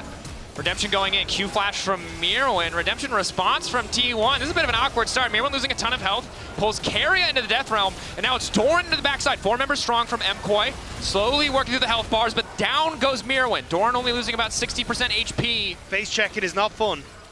No, it's not. Supa losing about 20% HP just for walking in. TP in for Doran, solo zoning Supa, gonna ult him back through the wall. It's gonna take all of MKoi to turn. Doran now trying to retreat back into the waiting arms of his team. In the meantime, the Baron has been taken out. Faker and Shadow Flame, but even then, oh, hang on, Alvaro on the flank. Nice backstep from Faker. Able to get a bit of CC down. Shockwave going in, but it's really not doing the damage they need. That's the supreme display of talent. I said I'd say ultimate, but I didn't. I couldn't help myself. MKoi getting the objective bounty. In the meantime, looks like the tower did fall in the bottom lane. But they're just being zoned off, pushed away. May come down to the 50-50 steal if Elyoyo wants to poke his head in. Nah, I think it's done for. This is what I was about to say, was the fact that you don't really have that damage on JoJo, and that Banshee's Veil on Faker just makes him so difficult to lock down. Now, Owner sprinting through the jungle. Alvaro goes over the wall, but there's just members of T1 around every corner ready to lock him down. Supa really does not do enough damage to Doran. He's able to zone him away. Hex flash over the wall. Alvaro locked up and interrupted. Owner trying to one-pop him, but Alvaro lives for an extra second. Nice shockwave, but really only connecting onto Karia. With that major cooldown down, it makes it so easy for Faker to step up, for Guma to step up. Big chunks coming through from the Varus Qs. The piercing arrows connecting. And T1, now that they have the Baron, now that they have access to the bottom lane, will they just go for the throat, or are they going to take their time? Doran unstoppable for a moment. The siege just continues from T1. No real way for MKOI to answer for now. Yeah, the Gatling gun, pressure. TP back out onto the map on both top and bot, but or top and mid, but is this something? TP. Faker feels good because he has a death cap, and oh god, he wants to use it! Redemption going in! That looks completely insane, but my man, did he do the math? That was a display of talent. That was some damage from Faker on that play. MKOI kicked to the curb after that. The brief moment where they thought they might do something. Oh, Faker's just gonna kill everybody by himself. All right, we've learned that the best player of all time's most played champion might be worth taking away. We might have learned it before, other teams might have learned it before, but MKOI relearning this particular lesson. Very happy that Fearless exists in this series if you're MKOI, because you do not want to go up against that again. As T1 was siege down the Nexus turrets. The waves aren't here, but the poke can be. Yep. Guma just continues to free fire. One wave coming in on the top side, likely the end here. MKOI, some good looks in that mid game, some good picks, some good angles on a T1's bottom line as Alvaro gets things kicked off on the Faker. Nice initial bit of damage, but he comes out relatively unscathed.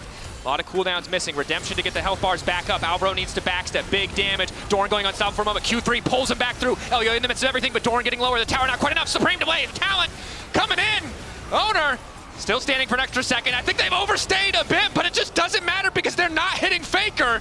And he's got more than enough damage to finish the job. The super minions are here too. It is long, it is drawn out, it is only getting more difficult, but Doran remains standing, T1 remains standing. They've only lost Karia. The Nexus exposed. The defender's advantage is not really looking like an advantage. Finally gonna end the game, Rob. They took their sweet time. They wanted a couple extra kills. The icing on top of this game one cake. Faker looking for another, the double to finish it. T1 coming in hot. Do a ton of damage, but doesn't have the range safety of something like a Jinx or even, honestly, the Azir that we saw last game. So what will the final option be here? It's Vayne. Okay. Okay. And you know, I honestly, you have to respect it. Ward spotted exactly what Elyoyo and Alvaro up to, because this is what I was talking about. Like, this duo of both Braum and Trundle, incredibly strong on the invade if they can start getting some of those auto attacks down. Supa has recognized that fist fighting is the solution. Who's going to get it? That's the third stack. Knockback on Guma. Flash forward auto in the 1v1. Supa comes out on top. The Vayne dueling power is so strong, and even with the barrier, Gumayushi isn't able to match Supa. Early first blood for MKOI. And again, that's part of the reason why we've seen this matchup before. In the 5v5, Sivir can be a powerhouse, but in the 1v1, Vayne so strong here early on. MKOI now looking to keep that advantage going, but it looks like T1 may have caught them out. Double knockup coming in for Doran. Owner now on the chase. Elyoyo needs to get the hell out. Mirwan not doing much to interrupt. Double flashes. Elyoyo trying to get fancy with the footwork, but it's not nearly enough. Concussive blows continuing to stack, but Mirwan now needs to leave as well. Flash over the wall to Sage, but Karia immediately falls with the Zenith Blade. Now it's Alvaro knocked up. The solo on the top side immediately counteracted by T1 in the bottom lane. This is where Wukong becomes terrifying in some of these fights, especially as he gets towards that Triforce. Yeah, Triforce, we've seen it. Alongside Supa being in a decent spot. So, at least for MKOI, they've kind of got those two parts of the map they can play through. Whereas for T1, again, like, I wouldn't be surprised if you just see a ton of pressure now towards Faker and JoJo Pyun. Try and do a similar story of what we saw in the last game. Burn flashes on JoJo, rinse and repeat over and over, and just make this Cassio incredibly uncomfortable. Definitely a solid option as Doran gets a little tricky with the tunnels there. Luckily does not take a tower shot, but now it's Owner coming in behind. Mirwan, of course, has the ulti available. Public execution back into Owner, trying to get tricky with it. Bit of a sidestep there. The Sundering Strike ready to come through, but he just has no time to press the button. Two spins coming in, but Mirwan! He gets a kill back onto Doran! A catastrophic miscalculation! That's the second time T1 have tried to dive an Abessa this weekend, and it's the second time it's backfired. Supa caught out briefly, cleanses, goes invisible with the final hour, but he's hitting the wrong target. Guma immediately using on the hunt. Supa now debating if he can chase, but that's the heal coming in from Carrier. Takes over to level 6 just in time, and there's no cleanse this time around! Alvaro comes in to try to body block. Flash over from Supa to the bush. Guma not afraid to flash forward, but now he's face first at Elyoya. Concussive blow stacking 3. Alvaro desperate for the 4th, but it's Faker coming in from behind. Jojo also on the way, but he's just too far away. Alvaro locked up. The hubris of Supa once again punished. It feels like this balance of powers where Supa still not able to complete that Blade of the Rune King. Carrier now ghosting and looking for the lockup onto Supa. Supa no cleanse available, going invisible courtesy of the final hour. Now wants to get the hell out, but there's Owner to start spinning. Supa taken down, Owner on a killing spree. It's everyone on T1 focusing on Supa, making sure this Vayne cannot get ahead. The ghost from Keria puts him into the perfect position, and even if he doesn't get some of the stuns, just buys the time to Keria. Just be careful, pillar down, forced to flash. Smite for a bit of extra slow. Ulti already down as well from Elyoya. That's one tanky Trundle. Carrier going to fall. Elyoya still a powerhouse. Owner getting locked up. 2 stacks because of blow, and he uses the clone to escape. He's going to be happy to take away some of these plates on the top end of the map. In return, T1 going to be getting that dragon, so looking for these trades. But again, T1 kind of playing around. Oh, hang on. Doran potentially a little bit overconfident. Slowed up. He's just going to get taken out. I think thought that he could get a bit more. The rest of the team is on the way. Faker is here. Nope, he's... the Rek'Sai license. Yeah, I mean, you can make it to top 8, but did you get the Rek'Sai license? I'm not so convinced. It's Faker doing a good job of trading here. Nice sidestep on the Noxious Blast. Jojo needs to get out. Hasn't hit the Noxious Blast, so doesn't really have the movement speed. Conqueror procs. Faker happy with just the flash. Elyoya moving in. The pillar's going to be big here. Nice initial lockup on Supa as he tries to step back. Alvaro doesn't have the Unbreakable quite yet, and they're starting the retreat.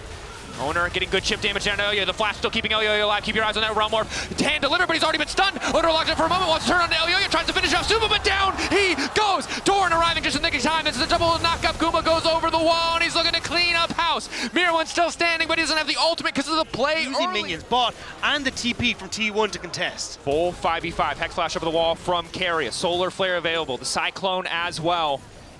Alvaro with the blinking health bar is going to be forced to retreat. Does have access to the redemption, so it'll just be the Herald conceded. Are they going to spot him? Not quite. T1 happy to have the objective, and MKOI slowly losing advantage across the map. Rift Herald put down immediately. The cavalry from MKOI is here, but T1 are here en masse. And this tower will fall with little MKOI can do. Mirwan starting to kick a fight off, though. Ulti forced out from Owner. That's the redemption coming forward. He's going to mount up back into the Herald, looking for the triple knockup. Starting to drive through the entire team. Alvaro on the back line. Owner's just hitting everybody. MKOI. T1 again, starting to push these advantages as we crest the 15-minute mark. And we've perhaps recognized a problem with the man in the mid lane. Now 2-0. This is what we've decided. He doesn't probably need any more, but just in case you forgot. This is the first international event I got to this year. I got to, like, it's a full year of Faker praise saved up. Yep. Fair. He wasn't even at the first one, so I respect that you were saving it for first stand, too. T1 going to grab their 3rd Drake of the game. MKOI not feeling like they're in a comfortable spot to contest. And you can see why, right? Steadily falling behind. 1.5k. Careful and methodical now on their wave states and setting up the map in their favor. They have better push, right? And they have the advantage in terms of overall. Means he's just starting to drift further behind, and Gwinsu's Rage Blade is a big item spike, but we don't get there. Exhaust onto Elyoya, locked up, all the CC leverage. Alvaro looking for the disengages, Dorn's off to the side, has been caught by the Condemned. Guma flashing backwards, already used the spell shield. It's Mirwan in the midst of the entire team. Fall with the Petrifying Gaze. Supa still untouched for now. Slowly they're chipping through the health bars, and Doran's about to fall. That's the Silver Bolts proccing, blinking health bars across all of MKOI as they start to retreat. Guma, Faker, still alive, the Realm Warp available. T1, do they want to chase? Public execution of Mirwan, he's going! We're gonna go back on Guma. Guma with a perfect spell shoot, looking for the follow-up as well. Still standing for a moment, but Elyoya goes right in, looking to chop a bite out of Guma. Supa gets the kill, but Faker untouched for now. Again, MKOI playing on the edge. Owner about to be hand-delivered. Elyoya looking for the angle with the pillar. Extra movement speed for Jojo, he's not gonna be able to escape. They turn back onto Owner. MKOI still standing. Faker, go resources well allocated here. As Adakan just gonna go down because they're trading this for Dragon. MKOI presumably know this is happening as they set up around the Drake, just don't want to give up. MKOI buy themselves a few more minutes. You talked about it before, 3 items, 2 items. Maybe they feel like they just need a bit more time, and this does give them time to push in. The price of admission for them even to group here is going to be a wave of minions.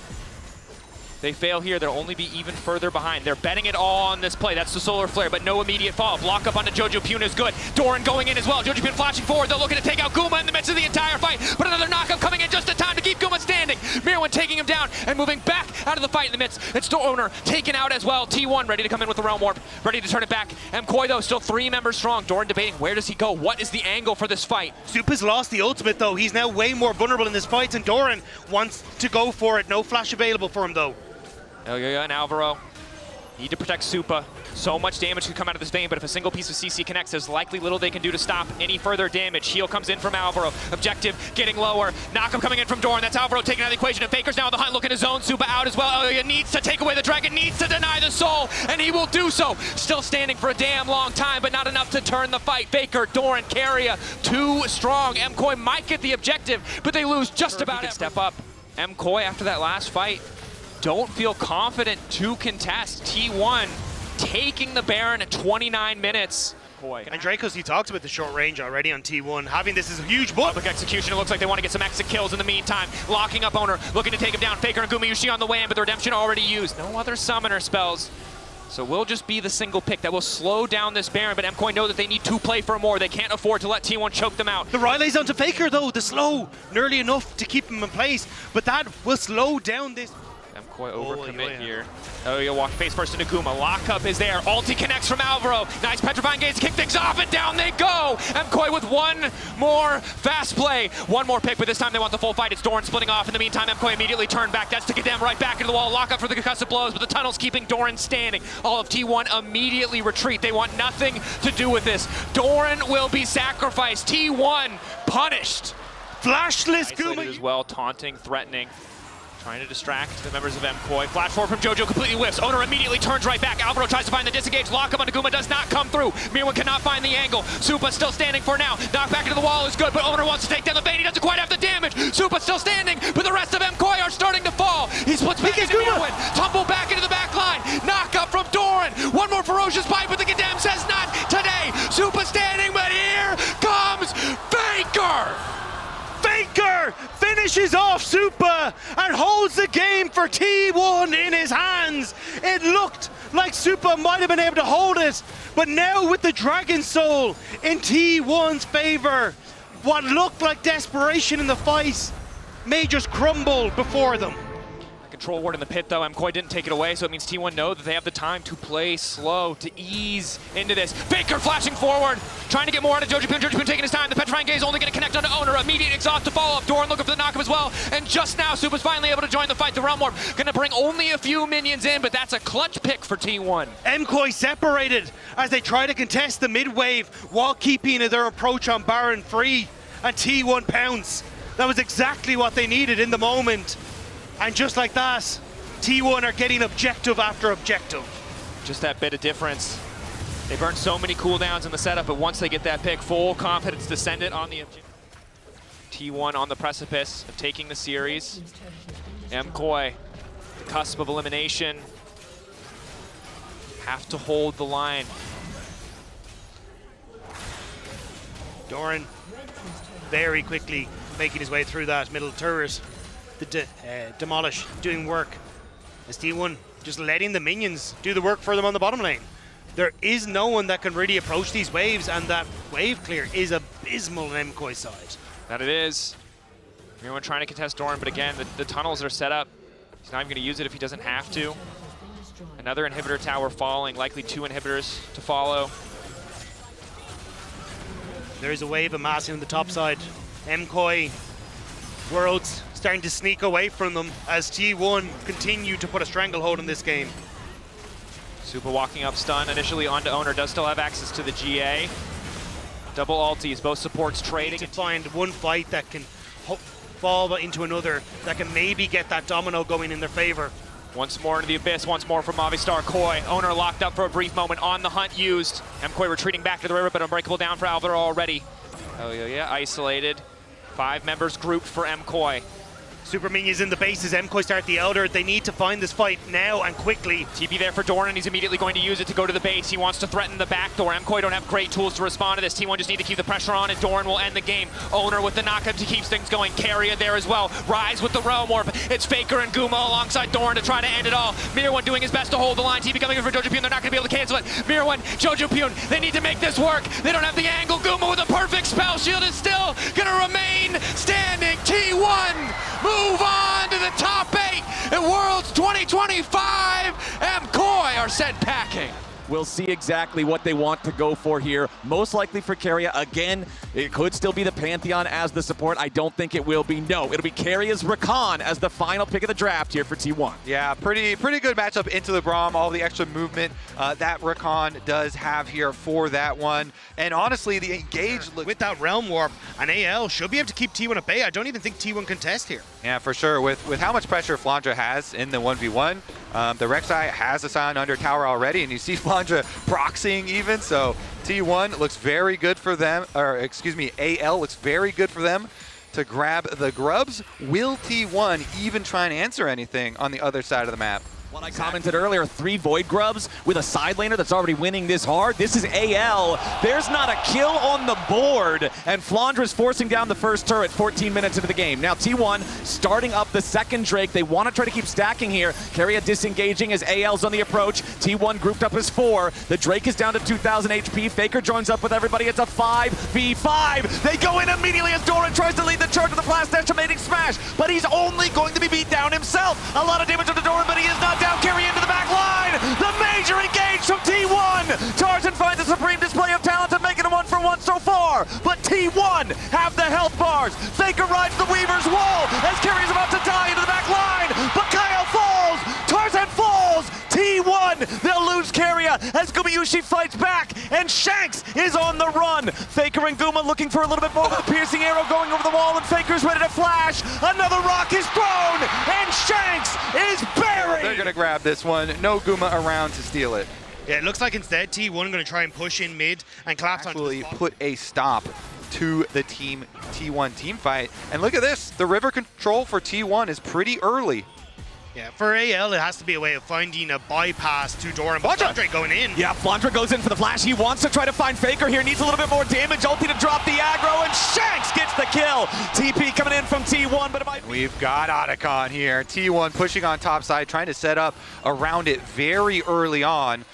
Again, the flashes will be critical here. Oh, Hope goes forward, but immediately Carrie is ready to try to respond here with the grand entrance. Hope tries to get over the wall. He sidesteps the seismic shot, but the damage from Owner is way too much. A big mistake from AL, and a bigger punish from T1. Tarzan goes in! Supreme display of talent under 3, but there is no follow-up. Tarzan has to try to flash away. Owner goes after him, but now he's trapped. Shanks with a little bit more damage, kills off the T1 jungler. The Realm Warp's ready to go in, and Shanks wants another. The arrows fly out as Doran charges in. Shanks with a flash to the side to avoid the engage coming out from T1's top laner. Doran's gonna try to run. Another arrow flies out from Gumayushi as now Carrie has got to be careful as he battle dances in and out of the fight.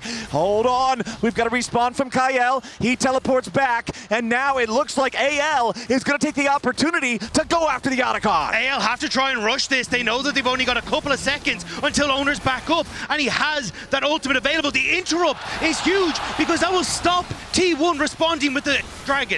Exactly. Big interrupt there on Gumayushi, and AL, despite this is sole point if T1 secure it. AL know that this puts them in a very bad spot. Dragon down to 1,000, already going to be secured by Owner. AL continue over the bot side river. Owner and Gumayushi wanting to step up a little bit here. TP coming in from Doran. He's going to be the one to try to face check. Keria takes some damage from Shanks. Has to use the grand entrance to get himself back away. AL with control over the river, still 4 now. Flandra looking around in the blue buff area, but he won't find anything. Kyle down to half HP already from the T1 poke. That's only going to get scarier if T1 secure this objective. Kyle using the Unbreakable, blocks the piercing arrow. Poke trading back and forth still between both sides. Keep your eyes on the engage, keep your eyes on Keria. Flandra digging into the pit, putting that tunnel down, making sure he has some extra mobility for the upcoming fight as T1 want to step forward. Doran then going to crush the tunnel. Kyle, half HP still, going to use Redemption early here for AL just to make sure the health bars stay topped off. Flandra marked on the side, seismic shove onto the AL top laner.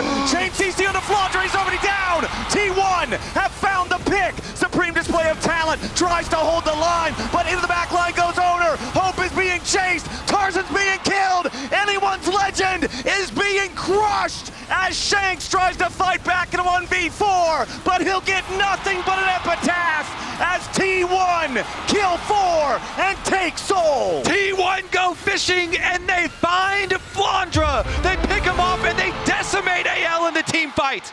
Hope is trying desperately to hold on, but T1 are chasing. Faker's riding the wall in. Hope's gonna be the last to die. A delayed ace for T1, and the delay makes it even better because now, even when AL respawns, they are not gonna have everyone all at once. They will not be full strength. T1 won't just take the Soul. They're gonna take the whole enemy team. They're gonna take the top lane turret. They're gonna take Baron, and they're gonna take a hell of a hold on this game. And all of it is because Kerry was doing such a good job of matching Tarzan. The Tarzan tried to move, and they sent Flandre into his death as T1 find the pick they need, and the immediate follow-up with Kerry in the bush. AL trying to set some kind of a trap. They know a fair fight doesn't favor them any longer. Kyle gonna be trapped on the wrong side of the Weaver's wall. Seismic shove connects onto Shanks, who immediately goes golden. But it's gonna be a 2-for-1 deal. Supreme display of talent at least takes Kerry out in the process. But T1 have still won the fight. They're gonna keep pushing forward. They've got the Baron, they've got the Soul, they've got the enemy tier 1 turret down. They've got Owner diving into the back line. But the escape is there for the rest of AL. Flandra trying to distract, get something else back over in the mid lane here at the same time, try to get an objective bounty because AL know they are not fighting back in the bottom lane. T1 take the tier 2. Gumayushi's chains of corruptions locking down Shanks, making sure that neither him or KL could get out of there. T1, they are in the heads of anyone's Legend. Is dark. And T1 continue to push in this top side. AL are attempting to get here, but this tower is gone. Nothing left of the tier 2 top. Another one falls, and T1's gold lead climbs back over 6,000 as the Baron, still 20 seconds left on this one. Another wave about to come towards the tier 3. And it looks like this is going to be the last wave that T1 get to push with. We'll see if they want to try to make the full break of the base. Here's your Weaver's Wall. T1 gonna summon the Redemption immediately just to make sure they can power through this. Realm Warp from Shanks just to make sure he's not caught on the wrong side of the Talia ulti. And that's T1 using every... And then join at the next cause. There is some vision in behind T1 though. And maybe that's what AL are looking for. You can see they're pinging that ward that's just over. AL starting up the Elder Dragon now. T1 watching on, waiting for the rest of the team to approach. Elder Dragon down to about 1/2 HP. Hope taking a chunk of damage. Dora charging in. Weaver's Wall over the top. Kyle's going to be caught. A ton of burst onto the support of anyone's Legend. And he's already down. T1 charge forward. Double kill to Gumayushi. Pressure onto Tarzan. Triple kill Guma. AL are cut to pieces. And T1 holds the sword.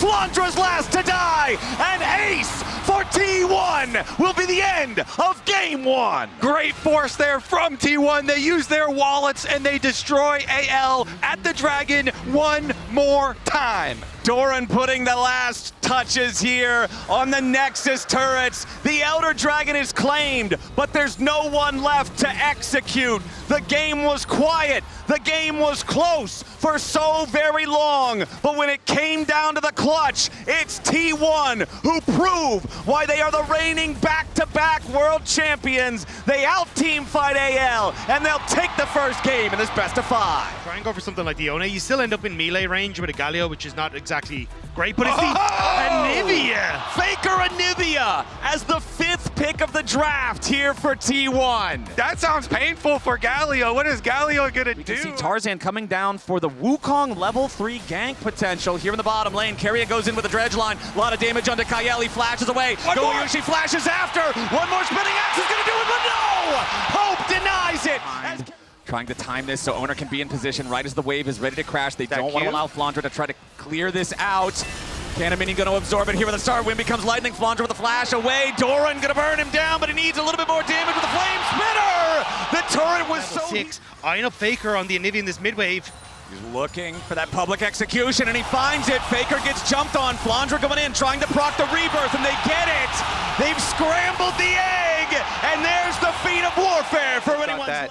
cull very early on, so keeping the Sivir in mid and just farming and being content to just trade objectives. All right, my Sivir's just gonna mow down the minions in mid wave and then rotate over the dragon. You know, we don't want this early confrontation since you've got Xin and Nautilus Draven, and so they will go for the dragon and they will continue to farm. Exactly. Remember in game number 1, it was AL securing all 3 grubs, and then T1 securing that first Drake about a minute later. This time around, we swap them around. It's T1 going for the 3 grubs, and AL, and you just saw it right there. Hope's boomerang blade, his ricochet, excuse me, bouncing through the wave to stop Gumayusi's back as Doran goes in from a ton of damage here with a Flandra. The public execution plus the flash to try to get away. Flash Electro Harpoon coming out from Doran, but no!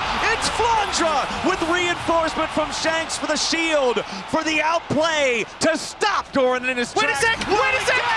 Makes it a 1-for-1. Gumayusi from all the way across the map strikes true, and T1 starts the Drake. It looks so good for AL, but Guma finds the cash in with the ult from the opposite side of the map, and now AL, they need to be careful. Yeah, AL's got to be careful here. Kael gonna have a nice keeper's verdict to make the fight unfair. Carry is your first target. His owner wants to go in after Kael now. Loses half his HP. Boomerang blade takes Carrier down to 150. Faker making his way forward, but T1's not gonna find anybody. They also Doran's using the teleport now. Doran coming up behind him. The Rumble's already arrived into the fight as Tarzan tries to find some damage onto Faker. Shanks looking to cut him off. The egg, again the rebirth is triggered as Flandra's made his way into the fight and Gumayusi goes back over the wall. Tarzan kills Faker and T1 is on the run. Carrier Dredgelines back to safety as Shanks dives in beside Kael. A double kill for Tarzan and the Draven is dead again. Anyone's legend comes to life in Shanghai and they're at a 2,000 gold lead. But they will need to bring him in if they want to try and make a play in T1. Trying to scope out the area as that goes. Yeah, Carrier jumps in here with the dredge line, finds Tarzan, but to no avail. Kael jumps in with a point-blank keeper's verdict. Shanks has arrived. They're looking at Gumayusi and they find the taunt. Guma's already down. T1 are routed as they try to escape from the pit. Even with Owner's ultimate knocking him back for a second, he still moves in, finds the taunt, and they kill the Draven again.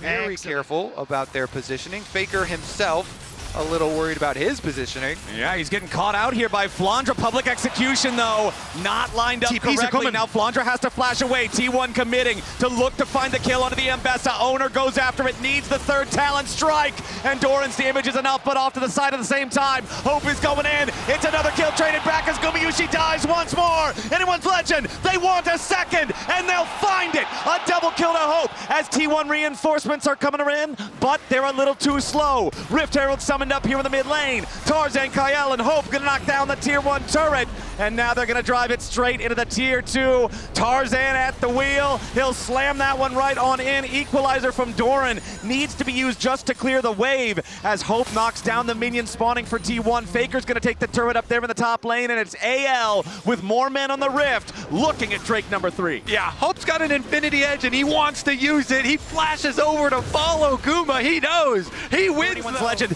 but nobody's here just yet. Otacon already down to 5,000 HP. Tarzan goes in for the Cyclone. Shanks ready to arrive with a grand entrance. Tarzan's low, and the Whirling Death's gonna find the execution. T1 still fighting back as the Otacon is slain by Owner, but he dies in the middle of the fight. Public execution finds no target. Gumayusi definitely rather have the Otacon and the extra experience and stats that you get from that. Afterwards, though, AL will make you pay for it even more. They get the top tower and secondary tower on bottom side. That is a lot of gold. I was going to say, I think that's third item for Hope now. The 3,000 individual gold lead for Hope as the 80 carry here with a Sivir. They're moving into the enemy jungle now, and Kael again just slams Owner into the wall, but now he's in danger. Tarzan and Kael both so low, it's 2 dead on the AL side, but Hope is still alive. Faker flashes back over the wall, but Shanks is burning. Flandra caught in the middle of everyone. Anyone's legend have overplayed their hand, and T1 is ready to punish. Hope should be next to die. And Guma cashes in. Only Shanks still stands. That could have been the entire game. A dredge line from Carrier, and Owner is ready to follow up. The wind becomes lightning and strikes Shanks down. Ace for nothing, for one, for nothing, T1. You cannot make mistakes against T1 in playoffs. This is a team. They have the control ward inside the pit. They're going to step back, group up as a clump, as 5 towards the bottom side of the river. AL looking for the approach. Tarzan wants to flank and he flashes over the wall. Now Faker's going to try to get away. Hero's entrance knocks up 3. T1 trying to scramble. The damage comes down and Flandra flashes back over the wall as Owner's first to die. T1 on the run. Kyle wants a wall slam, but he can't quite find it. Hope goes in for Goma and he cuts him down. Try and bring the game back in their favor. That fight, that flash from Tarzan, the TPs though. Faker jumping into a spot that he should not be. He doesn't get slammed to the wall, but he's far back enough that he cannot stay alive. Hope runs after Doran. The auto attacks cutting through the rumble. A little bit more is needed, and a little bit more will be found. Keria presents himself on a silver platter, and it's AL eating good. T1 were worried about the Baron, but they should have been worried about their lives. Teleporting in, AL will take from them. Baron power play, want to get as much of a lead with it as they can. This is the 6th turret that they will take this game, which means the only targets left are inside the wave away, but the cannon minion is still alive. The tier 3 turret's below half HP. Everybody on AL is feeling confident, and without the equalizer, that's a big team fight tool that T1 no longer has. Both lanes being pressured by AL. Gumayushi has to step forward to clear out these cannon minions because it's the only way you have a chance, but it opens up for AL to look for plays. Kyle fishing for the Poppy ult, doesn't go for it. Yeah, it's so hard to push on Anivia always. That's why the Baron buff is so important for AL in their attempts to siege. The Baron buff allowing so much of this extra damage to come through, empowering those cannon minions, empowering both lanes.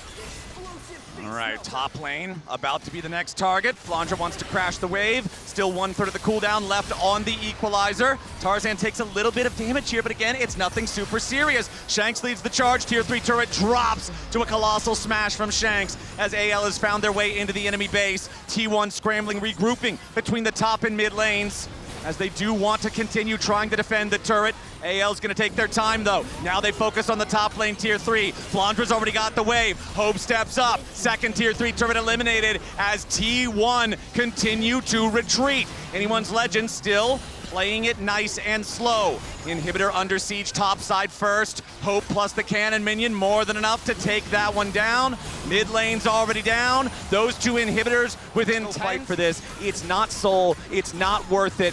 AL with a 6,500 gold lead now find themselves also as the wave clear of an entire team as Anivia. He can take care of those super minions. Everybody else groups up to defend the only remaining tier 3 turret, but over the wall goes Tarzan. Faker's got to try to stay safe into the back line. Public execution onto Faker. Redemption's not there in time. The egg has already been procced, but he will not be reborn. A kill onto Owner follows. AL's already found 2, and they want Gumayushi. Doran and Keria will be next to die as T1 are wiped off of Summoner's Rift. Anyone's Legend with a clean ace to win game 2. The Panda Warriors are coming alive in game 2 and showing that in Shanghai, this city will belong to them. Beautiful counter here, looking to lock in one of those melee carries.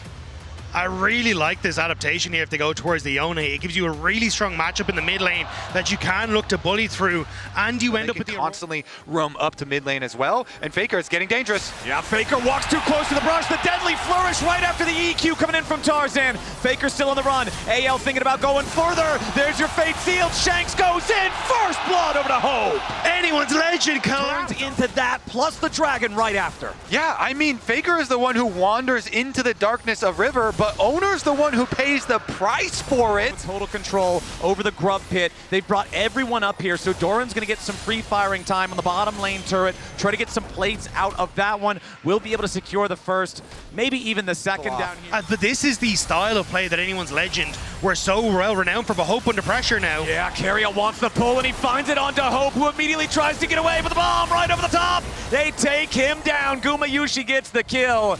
T1 junglers have their Sundered Skies available. Proto Belt also completed for Faker. T1 starting up the Drake, have it down to half HP. Kael, Tempered Fate, trying to save his jungler. Tarzan survives for now, but T1 is bringing everybody to the show. Doran in the middle of the Cataclysm. The stolen Tempered Fate. Tarzan's already down. Kael's about to die. T1's found 2. Shanks is in the middle of everybody, and he has to try to get away. He wants to charge Q3. He gets over the wall for now. Anyone's Legend has already lost their jungler. Is immune with the Bard ult. Wait a second, Kyle's getting in there. Yeah, Kael on the approach, but no, the smite is there for Owner. The support there, but mid lane. Yep, we're right back to live, and it's Gumayushi. Already used the satchel, sidesteps the deadly flourish. Tarzan steps forward, and Hope's got the killing bullet. Flandra's in behind Guma. Flandra's coming in here on the flank. Jumps in, but he doesn't find the opportunity here just yet. Tempered Fate, no target. Gumayushi getting away. Caught up here with the deadly flourish. The shots fire out. The curtain is called, and Gumayushi is cold.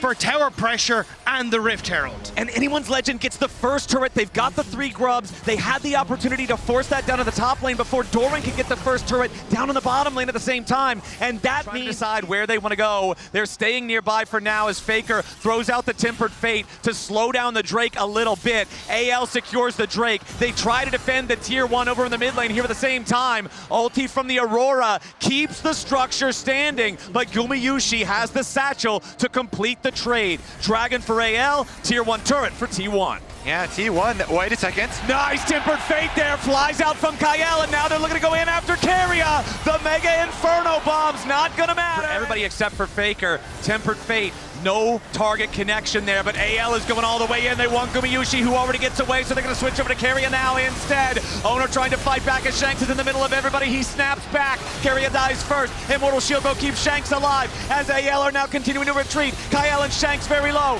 T1 goes forward. Tarzan with a dunk, but he's only gonna steal his own fate. Gumayushi barely holding on, but he burns down. Faker with a kill on Tarzan. Owner chases Hope. The Jhin getting away for now as T1 have lost their bottom lane, but they've killed 3 in response. Faker after Flandra, who has to flash away. Owner flashes to try to catch him with a ball breaker. Flandra needs more distance, but he cannot find it. Abscond. Instant to burst out Gumayushi, and Shanks tries to follow, but ends up getting caught out. Can't snap back to the We're soul. just going to sacrifice this. This will be soul point, not the actual soul itself. Exactly, and that missed Yone ult that you're talking about, that's why they forced 1,000 gold's worth of stats. So if you then manage to take that after winning a fight, all of a sudden, things feel largely catapulted the other direction. So T1 Very big hook. Maybe get an early summoner spell. Okay, knocks Tarzan up into the air. Tempered Fate onto Tarzan to try to keep him safe a little bit longer here, and he does manage to buffer through the CC. Now Flandra putting some pain onto the T1 lines, but no! It's Owner going in, they lock up Flandra, they beat him down! Owner's on a killing spree, and that's -1 for AL. T1 find the pick, and then they immediately evacuate. Didn't need to invest the ultimate, could have just escaped because Kael had bought enough time for the Demacian Standard to be used to escape.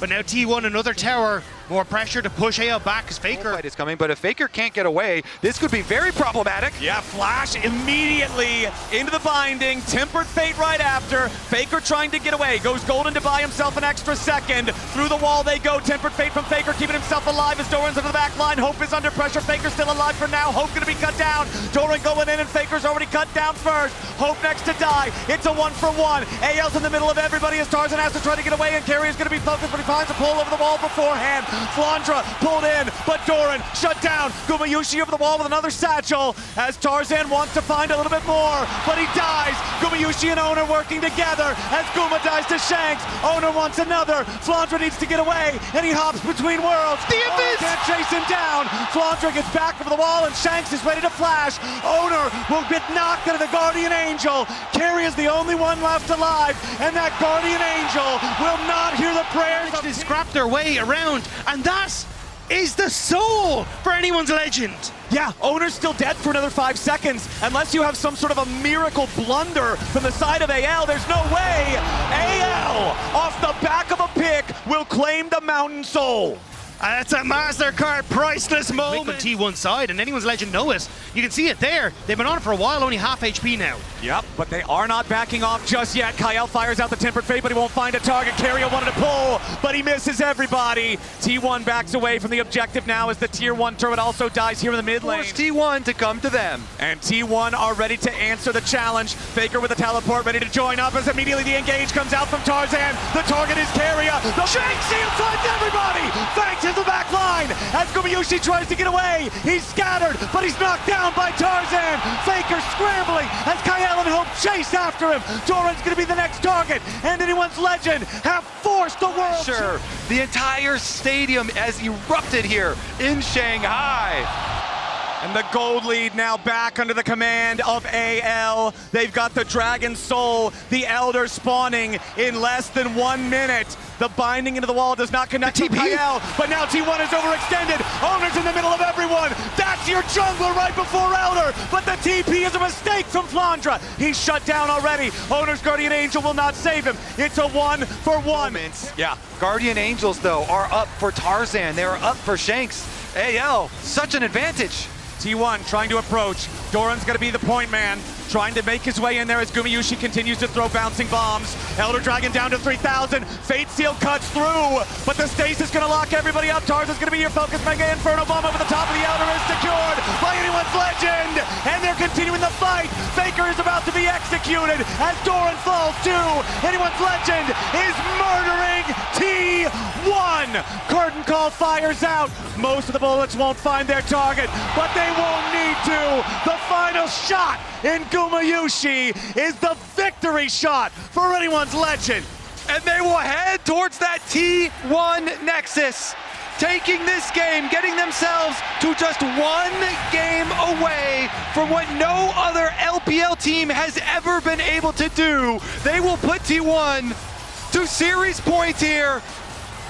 All right, the inhibitor falls. It's Owner and Keria versus AL. They have to try to distract. Owner jumps into the middle of everyone, but the Elder Dragon will roar with the might of China as anyone's legend forces T1 to match point and takes game 3. The second seed from the able to Nico in fights. All right, we are in an elimination game for T1 at Worlds. They're putting Gumayushi on the controversial Kaza pick for him. They have a lot of T1, and they don't know Doran's here. Yeah, Doran's still there. The Call of the Forge God. The paranoia over the top. Hope tries to get away with the flash, but he's still caught up in the fear. He waits to use the cleanse. Hope locked up by the Ornn, but he gets enough distance. AL staying alive for now. Kael and Hope both get away. T1 goes in. Gumayushi with a killer instinct, but Hope still lives underneath the turret. Doran's going in with a bellows breath, and it's first blood over to Keria. Kael tries to counterattack with Zenith Blade, but he does not have what he needs. Doran now the target. Shanks doesn't hit him with a chain. He's got to try to get away as Tarzan wants to kill Doran. Shanks still in the back part of the fight. Tarzan with a 3-man impale. T1 still trying to fight as Faker arrives in. Shanks down to 150. Tower, but it is so good for T1. It is Guma that does not give up on the play. Even though Hope was able to escape from the Ornn ultimate, Guma says nobody's getting out of this. He ults in, he continues to play for T1, and all of T1 commit to the top side. And it nets them so much, the extra kills, these kills. And Tarzan tries his best with Shanks to bring back this play. But there's just He just goes up, he gets bonked a little bit, but now Tarzan is looking to change that around. Nice use of the bellows breath, but he is pulled back by the claw from Flandra. He tries to get underneath the turret. Doran flashes away. Flandra does secure the kill, but now he's got to get away from the turret. Looks to be saying that they have no interest in contesting this one. Flandra's just staying top. He has no Flandra putting the work in on this turret to take the first one. Nice deny there on the feats of strength. Yeah, and the fact that you get to T1 forced back away from the Herald. Yeah, I like that. You immediately just drop it. Just immediately leash the Herald for T1 because Faker can finish. Shanks still has a TP, but he's held in mid by Faker because of the wave clear of the Victor. Faker went in the trade against Shanks as Tarzan trades with Keria and Gumayushi. T1 with control over the Herald as AL approach. Flandra's gonna look for a target, potentially here for the Death Realm. Herald down to 4K, Claw hits 2, but Flandra can't get any closer. Owner wants to take the objective. Paranoia's already gone out. Herald secured by Owner as the Ornhorn comes in, but only finds one. Carrier locks up Hope. Gumayushi into the back line, and the AL AD carries already down. Owner tries to flash away. Doran in the middle of everybody, but Flandra barely stays alive. He should surely die right after the shield falls, and Owner kills him. Kael's on the run. T1's on the hunt. Everybody on AL's dropping, and T1 are absolutely demolishing the LPL team. Tarzan tries to dig through the wall. He'll barely escape, but it's Rift Herald plus 4 kills to the side of T1. Even Guma lived! Shanks tried to go back in to kill him, but he couldn't get the vision, he couldn't get the damage! T1 have taken control of this game! Tarzan wants to see if he can get Faker on the way out. May get the damage down, but AL are so far away. And now with the push on top side, how do you try and enter in towards River? How do you try and spot that Atakan has already been started by T1?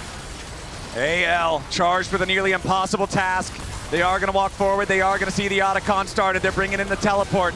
AL have to send some sort of a Hail Mary play here. Tarzan jumps in, only finds Doran. Carrier looking for the Pop Blossom. He only finds it onto Kael. The Ornhorn flies through and Hope is already down. T1 have found their marks, and they want even more. Owner is smashed by Flandra in the Rift Herald pit here at the same time as Faker stays alive, and they cannot quite do it. Finally, they get the shutdown. AL's winning the fight. T1 may have overplayed. They may have overstayed. AL find their way back into the game. Flandra chasing after the lone survivor as the Otacon will be taken by anyone's legend. AL, they deleted Carrier and Shanks was able to finish off Guma. Like, there is so much damage, even from the beefcakes now on anyone legend, that you need to fix. Yeah, certainly has. All right, let's take another look at this though. Top tower's so low. Ale trying to use it. Okay, they go in. The solar flare from Kael. Tarzan wants to swoop around, but the Impale misses. AL threw a lot out there. The Arcane Storm from Faker going to fully push back anyone's legend. Shanks all the way down in the bottom lane. Not going to teleport up for this. AL wanted to defend their tier 1, but when they swing and miss, it's easy for T1 to finish the job. AL ever so slightly. Watch out for the engage. Yep, keep your eyes on Carrier specifically here with the Nico. Teleport coming in from the AL side. Also T1 ready to reinforce. Ornhorn sounds off. Doran goes in. They're going to knock up Kael here at the very start, but into the back line. T1, Faker under pressure. The burst over the mid laner. They found him, but Hope is also already down. Shanks next to die. The Arcane Storm is a typhoon, but AL is fighting back. More damage to Gumayushi. Flandra wants him. Flandra can't find him. The mace will not connect over the wall. And now Tarzan goes on a killing spree. AL are winning another fight. Doran locked up. He's going to walk down the mid lane, keep this pressure up in AL. They're looking at a little split. Yeah, Gumayushi's going to take down the tier 2 turret. Clears this very effectively just as a lone unit, and it looks like they're going to grab it here. The Scryer's Trinket used to see what T1 is doing. Shanks goes after Carrier, chunks him out, but doesn't chunk him super low. T1 takes the Drake, and now they're ready for the 5v5. Doran summons up the Ornhorn. They're going in after Flandra. They want to focus the Mordekaiser. They've got him locked up in a CC, and Faker strikes him down. AL have lost their strongest player. Have to defend the Baron. 4 versus 5. T1 going after the big objective. Tarzan wants to step forward here, try to find a little bit of poke. Kael and Hope now. A nice catch from Doran. Hope is already down. Tarzan has to retreat. Ishtal's impact through the wall. They can't slow him down. They can't lock him up. T1 back onto the Baron yet again. Owner down to 25% HP. AL. Thought he could maybe survive and then find a higher value target. But if T1 continue to focus, ready to try to stop him, but Gumayushi kills this objective very, very quickly. TP coming in from AL. Carrier on the flank, off to the right, ready for the pincer attack. T1 gonna pull off the Baron. They do not want to allow it to get low enough for Tarzan to try to steal. Doran jumps in, knocks Kael up into the air. Shanks going in after Carrier, wants to stop him. Ornhorn through the middle of the fight, and once again, Flandra's gonna get focused, but he is not dead. Big impale from Tarzan. A lot of damage comes through. Carrier dies before the Pop Blossom. Flandra in a little bit of trouble now, but he's still fighting. The shield keeps him alive, but T1 is too strong. AL running now. They've lost 2. T1 have only lost their support. It's both supports down. Flandra, the extra man dead, means T1 win the fight. Yeah, they melt the front line. Shanks is actually creeping around, but there's not much he can get. He's looking for an angle onto Guma. If he can find Gumayushi, that's the angle. That's the only way to win it, and there he goes! Shanks with the hero play as Hope tries to escape from Doran, but the Bellows breath takes him down. Tarzan wants to get away from Owner, from Faker. He can't quite get there. He's feared up. Shanks nearly kills off Owner, but a beautiful spell shield keeps him alive. Shanks is trapped inside the gravity field, and Faker takes him down. Tarzan on the run. He's the only one left alive from the original fight. Kael has finally respawned. Faker and Doran are going to continue the chase now. If they can get a delayed kill on this jungler, they can almost guarantee themselves either a soul or a Baron, and that's exactly what they're doing. Tarzan will not be allowed to dig through the wall. The Arcane Storm. The piss. Exactly. It's free Baron for the side of T1. It's still 10 seconds before Tarzan is back on the Rift, and look at Faker's looking to do. The Mountain Soul belongs to T1 34 minutes in. Burst through all this extra durability on these T1 members. It's going to be very, very... turret, a little bit more damage onto Tarzan, but it's not a lot. They don't need a lot, they just need time to chip away at these tier 3s. Doran with a Bellows Breath to get through the claw. Flandra loses half his HP. The Mordekaiser's going to be your target. Here goes the Ornhorn. They knock Flandra up into the air, but again, nobody under serious threat. Tarzan with an impale onto one, but he's about to die. He flashes away. Guma flashes in. Carry with a 3-man Pop Blossom will seal the fate of anyone's legend.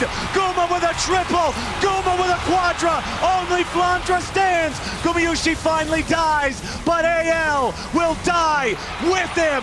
T1 will not go quietly. They will force down the Nexus turrets. They will move to the Nexus, and they will take us to Silver Scrapes. He does have a history with it. Ooh, Ash plus Seraphine, the goated combo. Ash slows into Seraphine, immediately upgrading into the root, into the stun.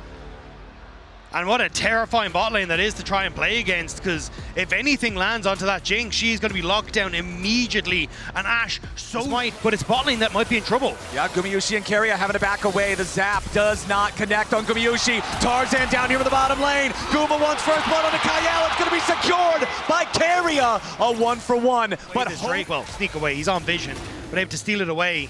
And it'll be a nice little early game for T1. Yeah, and I think that's the comms there. Hey. T1 know these objectives are ours. Yeah, the kills are only 1-to-1, but T1 is solidly controlling the side lanes. They are controlling the objectives. That is actually pretty big for the one-on-one. Owner. Yeah. Tarzan wants to try to steal away this Drake. Keria and Owner, though, they don't care about that at all. They will smite it down. Of guys like Tarzan and Kael, who AL played through for so much of this split. Oh, Tarzan though. Tarzan with the Arctic Assault trying to get back into it now. Shanks could be the one under pressure, wants to fire back into the T1 lines. Owner flashing away, staying alive, but there's the Glacial Prison. Only connects under the tank, but Flandra's arrived into the fight. They fight too! Anyone's Legend got exactly what they were looking for. Faker at least gets one back, but he falls as well. For the side of AL, they're saying, fine, take the Herald. That'll get you a turret later. We've already got a turret now alongside Feats of Warfare. And how far do you want to push is T1? Now, Doran is still up on the top side of the map, taking down that tier 1 turret, but he's going to go ahead and decide to teleport now to join up with the rest of the team. The Rift Herald is summoned up mid. Flandra separated from the rest of AL, and there's chunks under the AL health bars. T1 staying mostly grouped up. Keep your eyes on Keria over the wall. The arrow collides, but it's only onto Shanks, and he's at a safe distance, so no real value there. Redemption coming in. Seraphine ulti, no value. Owner's going to be in some danger as immediately Tarzan jumps in the middle of everyone and has to try to flash away. Flandra on the flank. Drake owned now by T1. They will force AL back and they will earn themselves soul point. I feel like you can tell they are on a knife's edge right now. Everybody very antsy with some of these abilities being thrown out. In the end though, T1, they win out. They get the dragon. They're going to get the tower as well. This is going to chop down on the gold lead. Yeah, and they're basically getting Slayer plus the Phantom Dancer. The Jinx having a pop-off moment in the team fight is exactly what AL needs if they want to find. They're gonna start up the Otacon. TP ready to arrive from the T1 side. Otacon loses his patience. AL have to be a bit careful. Flandre here on the side, he's gonna find Doran, who finds him, as now the Solar Snare finds Tarzan, and T1 are moving forward. They charm up the enemy jungler. Tarzan's already down, but Doran dies. Hope is excited, but where's the rest of the fight? Keria tries to get away, Gumayushi right beside him. Flandre here on the front line as Owner's gonna be chopped up. The Mundo dies, Hope's on a killing spree. Flandre going forward, but Faker takes him out. Hope, Shanks, and Kael trying to get away. Guma, Keria, and Faker stepping forward. The Otacon, it's impatient, but it's so close to dead. It is stolen away by Faker. Engage here. Tarzan and Kael wrapping around the outside. This is massive. If T1 gets it, it's a Hex Soul. 23 minutes into the game. AL knows they cannot afford to give that away. Hope looking for a little bit of poke, only finds Owner. AL with Shanks off to the side, looking to try to get some important burst there with the Syndra. One quick stun on the Doran isn't a whole lot. Faker 3-1-0 on the Mel. Rebuttal timing is also going to be huge in any of these fights. Flandre off to the side is going to be seen there by the ward. Jumps over the wall there with the Umbral Dash. T1 taking a little bit of poke here. Scatter the weak, no target found. Shanks still looking for a little bit more opportunity there. Owner losing about 1,000 HP here so far, but he is the Mundo, has plenty to work with. More zaps fired through. T1, they have the Dragon down to 2/3 HP. AL continuing to step forward. Gumayushi trying to stay very far back. Goes for the arrow. He finds it on Shanks. AL's mid laner is under pressure, but he gets away for now. Doran creating space. Dragon at 40%. Tarzan still nearby, but so is Owner. Dragon losing patience. Flandre's World Ender is about to expire. Doran still here on the front line. Hit with the Q1 of Flandre. Owner at about half HP. Shanks looking for a little bit more. Dragon at 2K. Glacial Prison fired out. But it's claimed the soul for T1, but Owner has already died. AL have got to find more unless they want to lose the game here. Doran takes a ton of burst. Scatter the weak, the damage from the unleashed power. Shanks has another kill, and Tarzan is chasing after Faker. He gets the smite for the slow. They're gonna find another kill, but it's Hex Tech Soul for T1 getting the Hex Tech Soul. It all comes down to this next couple of fights at the bar. There's no follow-up from AL after. Still, I like this from AL. See if they can find those picks. See if they can play off a vision. That's some damage onto Owner. Yeah, they're going to commit onto the Doctor. Mundo! Shanks has killed him. Owner is dead. You want to talk about clutch moments? There you go. Tarzan and Flandre going forward. Faker's going to be caught. So much damage from AL. Faker about to die. Shanks on a rampage. Anyone's legend. 2 huge kills. The soul is not enough when the heart of the LPL is with anyone's legend.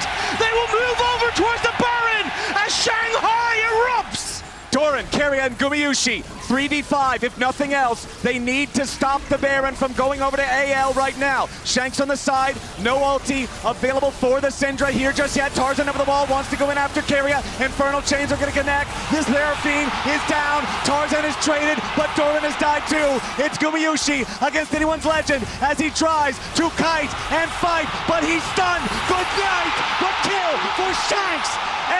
Reset. AL, they send Flandre into the mid lane to answer the wave, clear that one out. The rest of AL remaining by the Drake.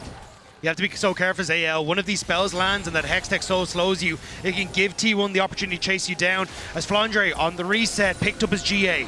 Okay, T1, they're moving into the river. They're taking total control now. Hope wants to grab the red buff, and Flandre needs to get back out and join up with the rest of AL here for the fight. Red buff secured. Elder Drake started, but so slowly. Flandre gonna move forward, try to clear away the control ward. They're going in after the Aatrox. They set him up with the arrow. Flandre has been caught at a critical moment. Over the wall goes Tarzan. Wild Growth coming in from Kael. Guardian Angel will bring Flandre back, but where is the damage on AL's side? Doran into the back line. Kael is already down. Doran killed in response. T1 pushing forward. Shanks the next kill. Hope trying to kite. He needs to get away because T1 have won the fight 2-1. Flandre is trying to reset and teleport back in. He's trying to link up with the team. The minions are here. They need to turn it. That's the teleport. Okay, T1, they've got to understand this Aatrox is probably their target. Flandre arrives. Solar Snare looking to lock him up. Owner taking a ton of damage. Hope is excited. Flandre's got the kill. Solar Snare on Hope, but it's not going to do any more. Flandre's going to try to get away. Goes back in here for the Q1. Tarzan wants to engage on the Gumayushi, but he cannot find him. Flandre over the wall. Wants Faker. Can't get the damage. Hope can't do it either. Gumayushi's still alive. T1 out Team fight into legend. It's Kyle that is up, but can they stand against so many members of T1? In their possession, you would have to think that T1 is going to take a stroll up into the top side of the rift and add Baron to it. This now becomes a game of delay. The Elder, the Baron, the Soul, the Otacon, every possible advantage you could have Will assault the base. Here comes the push. Baron empowered, Elder empowered. T1 are on the warpath. T1 just going straight to the enemy base. Tier 3 turret doesn't stand a chance. Inhibitor knocked down right after. Tarzan and Hope, meaning right now, the hope for AL. Well, it's gonna need a lot more than just some hopes, some dreams, some prayers. They're gonna need this Elder timer to expire if they want to have a chance against T1, who now have nearly a 3,000 gold lead on top of all those buffs. Elder getting down very low, about 20 seconds or so left here on this buff. The next wave about to arrive, and you know T1 are gonna force their way in for a second lane of super minions. Doran guiding the top lane minions up now as well as the second inhibitor falls, and T1 are looking for the end of the game. The Elder's got 15 seconds left on it. T1 guiding the Baroned up minions toward the Nexus turrets. Solar Snare not hitting a target. Flandra and the rest of AL scrambling to try to defend. Nexus turret's down to about half HP. Owner takes some burst. Tarzan takes more. T1 looking for the engage. They found Flandra, but he gets away. Half HP on the front line of AL. T1 pushing forward. They've made their way on the Nexus. AL scrambles to defend. Doran can't do it. History is written by the victors. And yet again, T1 turns the page of the LPL. They will once again earn their... Oriana and Varus. Yeah, I do like the Nautilus in this sort of situation. Okay, they're going to swap to the Karma instead. I wasn't sure if they wanted to go for an Enchanter in either the Lulu or the Karma to try and get that wave push, counteract what has been that speciality of Gumayusi on this Varus. And it looks like that's the call. Just go for lane dominance in this bottom side. Make sure Jackie Love and Hung can fight toe-to-toe against the T1 bot lane and try and snowball into effective dragon. Entrance does not hit Kanavi. Owner still continuing to try to contest here for this Raptor camp. Does secure the large Raptor, but now over the wall. It's Cream ready to go in. He wants the kill, and Owner's the focus. Cream goes forward, but he cannot find enough damage just yet. It's Kanavi grabbing first blood here for Top Esports. Massive plays from Top Esports. The double flash. Mordekaiser is steadfastly down there in the bottom lane, and Top Esports have already taken the first grub. But now, Top Esports, they can have 369 TP to bottom lane if they want. He's going to go back to base. They did sacrifice a wave, and Doran will secure a plate. But ultimately now, Jackie Love and Hung can go and match up against the bot lane 2 versus 2. Akali can return now. Now you can see piercing arrow, plenty of damage from that Varus here onto the neutral objective. It is secured by Owner and T1 as Hong wants to step forward. Neutral objectives in the game go utterly uncontested. The Void Grubs earned by Top Esports because of their smart macro play, then T1 getting the Drake for free off the recall. Navi does not have his ultimate up and available. It is still a little bit away, which is why Top Esports gonna have to try and break into this, but it looks like it's gone. Yeah, T1 just gonna go ahead and secure themselves Soul Point on a Cloud Soul Rift. Another uncontested neutral objective. I mean, immaculate control coming through from T1. Top Esports on the other side might be able to secure first tower for themselves, as 369 will be left alone to hit away on this tower. So hey, a feat of warfare contributed. Now the question is, gentlemen, will it force Top Esports back? Gumayusi on this Varus has been such a staple for T1, and now en masse they group mid, and 369's overextended. Yeah, 369's Summoner Spell, but that's all they're going to take for now. Kanavi's the only one continuing to tank the Otacon because they do not want the debuff on everybody else on Top Esports. Doran making his way up through the river. 369 with a third in Tofo Strike primed. Top Esports looking for something here. It's Doran jumped on immediately. However, he's into the death realm. He's going after Kanavi. He wants to take out the enemy jungler. Top Esports, they're trying to get him away. But as soon as the death realm ends, Carrier's quickness begins. And Top Esports have already lost their jungler. They're about to lose their top laner. 369 wants to go all out, but Gumayusi and T1 are all in. Hong trying to escape as Cream's got some fancy acrobatics, but he's not getting anything. T1 out-team fight them, and they'll take the Otacon. Kanavi is given no position, no purchase, as Doran isolates him in the Death Realm, and after taking out the jungler, taking out 369, T1 will turn their attention towards the Baron.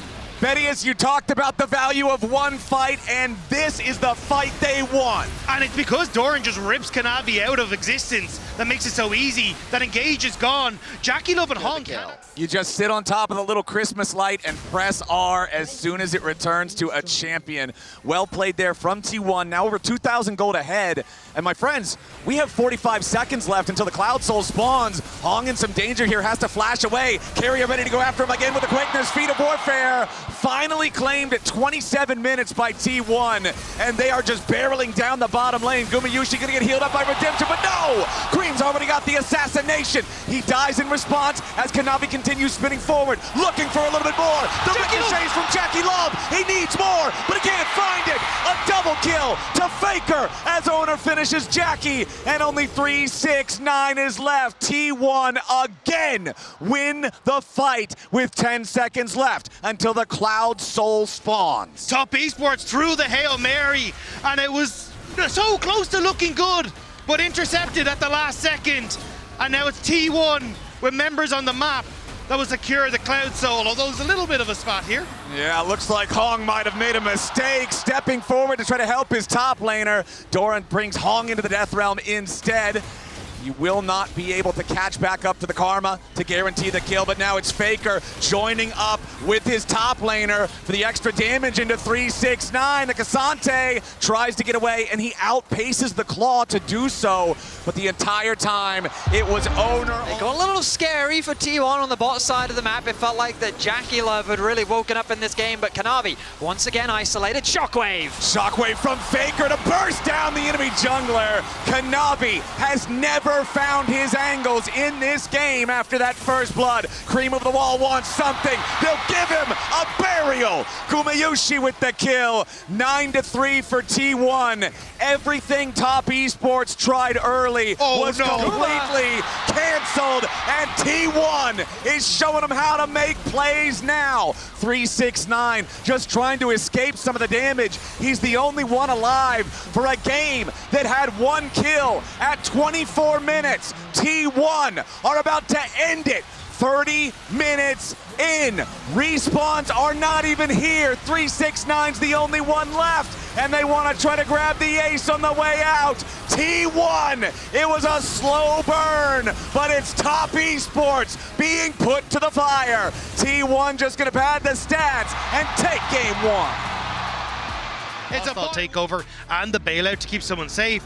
But on the upside, Gumayushi going to fall back towards the Kaza here. It works so well with the rest of the composition. And even the fact that you have the Nico helps to enable you a certain extent in that bottom side of the map and keep you safe because the Nico poke. But you are up against Corki Nami, which is a level 6. Cataclysm at the ready. Gumayushi and Keria are both injured, however.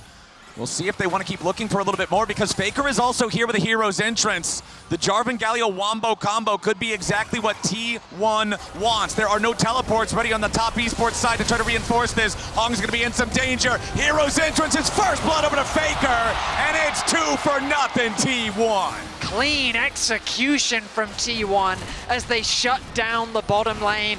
No room for escape whatsoever. Kanavi forced to just hit the target that's in front of them, but there will be many targets in front of them, and they will be coming from every which way, especially with a Camille and a Kaisa at their back looking to navigate their way through whatever angle they have available to them. Well, the angle for Top Esports right now is neutral objectives. They did get the first Drake after the play made from T1 earlier there underneath that Tier 1 turret topside. In the latter half of the World Championship, it's so easy for him to walk into a lane, throw that ultimate down as Jackie Love looks for a fight against Faker. I love that from Jackie. He goes in for the Valkyrie to block the Justice Punch from Faker. Now Faker's trying to get away here on the Galio, shielded Duran for a little bit of extra durability, but no! Jackie Love gets his shot. Faker wasn't ready, but here we go. 369, public execution wants the attempt onto Doran, who uses the Hextech ultimatum defensively back against him. Keria comes in for the Pop Blossom, but he only finds Kanavi. Now Owner's showing up, but Cream reinforces here for the Realm Warp. Gumayushi ready to back up his team. Both means a massive point of power there for the Corki, but it doesn't look like he's arriving to the Drake here in time just yet. Keria wants to get away. Nice use of the pillar there, takes Keria low, and now Owner has to flash out. Flash bubble attempt, not gonna get anything back there from Hong. He misses that as Gumayushi now has to flash away too. It's a ton of damage coming in as Keria is already dead. Jackie Love killed in response. It's Fetal Warfare claimed by T1, but Doran's got to try to continue getting away. 369 looking for an angle, possibly. He goes to the public execution. 369. Damn, that's fine. He finds Gumayushi. 369 finds another kill, equalizes the kill score as T1 walks away with the Dragon. Sometimes Jackie Love flashing in can be a little spooky, but that was exactly what they needed there. But now 369, flashless, no ultimates, keeping this wave out from the tower. Yeah, he wants to stop the minions from arriving, but Keria's got the Pop Blossom, and it's a dog pile top lane. Vengeance for Gumayushi. The consequence of all of this, though, is that Doran has been left isolated in the top lane. He will secure the first tower, and it looks to be the feats of strength as well for T1. There it is, yep, exactly right before the Tier 1 turret could have faced its own potential doom on the T1 side. I'm always impressed when a team that loses all 3 Void Grubs still manages to secure the first turret of the game for themselves. This is a 14-minute feats of strength versus the 28 minutes from last game as Owner goes in for the Cataclysm onto Jackie Love. Doran now ready with a Hextech ultimatum, and here's the hero's entrance. Jackie Love first to die as Doran's got to try to find his way back out. Owner jumps in with the EQ combo, but Kanavi's ready to take a bite out of him. The Troll King leads the charge as Doran gets a nice Hextech sweep for a little bit more HP. T1's not done yet as Keria still looking maybe for a root here, but T1 are just going to take their kill, disengage. As now it is the turret dying in the top side on the T1 side, thanks to 369. Faker with the Justice back, but there's little available for them. We have to go back to live because the Herald is going to be secured, and the pace of this game is very different from game 1. Yeah, I think T1 actually sticking around there, getting that's going to fall. Here we go, Rift Herald sum it up. It's Jackie Love ready to drive it straight into the Tier 1 turret. Honestly, they don't even really need it, but it will still lose most of the HP. Shouldn't be this time, but a TP is coming in from T1. Top Esports committing to the objective. Gumayushi's on the flank, but he's got to be a little bit careful. 369 wants to mark him. Keria goes in with a bad Pop Blossom, but Jackie Love is already down. Top Esports have lost their marksman. Doran, he's the only one low, but it won't matter. Realm Warp, it gets Top Esports away to safety. To really get value from them now, Top Esports looking to overload the bot lane to make something happen for them. Oh yeah, there's no way for T1 to try to defend this one. 3 grubs and 4 players from top is more than enough to knock down the last 25% of that tower's health. So that means our gold is once again back to dead even. 20 minutes on the clock, and Otacon makes his way onto the Rift with Top Esports having control over the bot side river. And Faker's going to go back to base. He has the TP available. Top Esports going to force the issue. Owner has a flank angle from behind. 369 trying to mark him. Yeah, Owner is wrapped all the way around on top of a control ward, so he knows he's not seen here. Still trying to be careful about this as Keria and Doran also approaching towards this Otacon that is starting to lose some patience, down to about 2/3 HP. Cream back over in the mid lane. Top Esports backing away. Remember, they still have their Tier 1 turret down here in the bottom lane, and it still has a lot of health. Top Esports knows something is up. They cannot find Owner, and they know that's an issue, but it's misses on the ult. They wanted the public execution. They can't get Gumayushi. 3-man Pop Blossom from Keria, and Jackie Love's dead again. This time, his friends might just go with him. Gumayushi needs a little bit more as Kanavi chases forward onto Doran. The Trundle needs the kill, but he dies to the Cataclysm. Cream locked up by Faker. It's a Justice Punch to the jaw, and Gumayushi knocks him out. Triple kill for the Kaza as Hong's a fish out of water, and T1 get an 8. The play, the ulti connects onto 3, but their target is Jackie Love. He trades his life to take out the AD carry, and then it's cleanup for T1. It does not feel like LPL. Poured off the side of the graph. Doran has found Cream. Wants to go after this Rise. TP coming in from the side of Top Esports. T1 ready to respond with one of their own. Doran down to half HP. Owner wants a little bit more. The teleport is a little bit late to arrive from Faker, but it's still just in time. T1 send. It was a 2 versus 1 that turned into a 4 versus 2 as Faker's Onyas. Faker walks right towards the brush, but he's got the reaction time. Top Esports wanted to find their moment. Carry is wrapping around from the side. He wants to cut off the escape. Pop Blossom on 2. Doran chasing after Hong as Jackie Love is dead again. And Doran cuts the enemy support down. Only Kanavi, because they attack the side lane, they get caught. They attack the jungle, they get caught. You mention anyone's legend, Dagda, because Betty, as you mentioned, back at the draft when we saw the Kaza locked in, never mind, we don't have time. Jackie Love going after Gumayushi, who sidesteps the public execution and kills Jackie anyway. 369 wants the damage, and Guma's finally going to be shut down, but Top Esports lose their top laner. Now Owner's putting the pressure onto Cream and Hong, making more space as Faker lets blow the winds of war, and they will blow down Top Esports. Nobody's left alive. They might have got Gumayushi, but it cost. To dish out as much damage as possible to help T1 win the fight. Yeah, the question marks on Gumayushi's Kaisa. He's 3 levels behind Gumayushi, still does not hesitate to press W towards T1. He knows that they will not turn this game around idly by. Owner over the wall, immediately goes in for the Cataclysm. Jackie Love under pressure as Gumayushi pops the Seeker, staying alive for now, needs a little bit more damage. Carrier swoops in behind him. Gumayushi's still alive. Top Esports is not. It's T1 with a full send. T1 crashes down on Top Esports, and it will be the base that will be next to fall. Game number 2 will end even more quickly than game number 1. They average nearly 1 kill per minute in this second matchup as 369 will get one back at the very, very end, but he dies on the steps to his own base. T1, match point. Considering rather than going for some follow-up on the engage, disengage in the Renata. I think they have enough engage already with the Ashe and the Scion, even the Pantheon as well. So T1 trying to set up to be an absolute nuisance as Top Esports. So far in this series has been spectacular.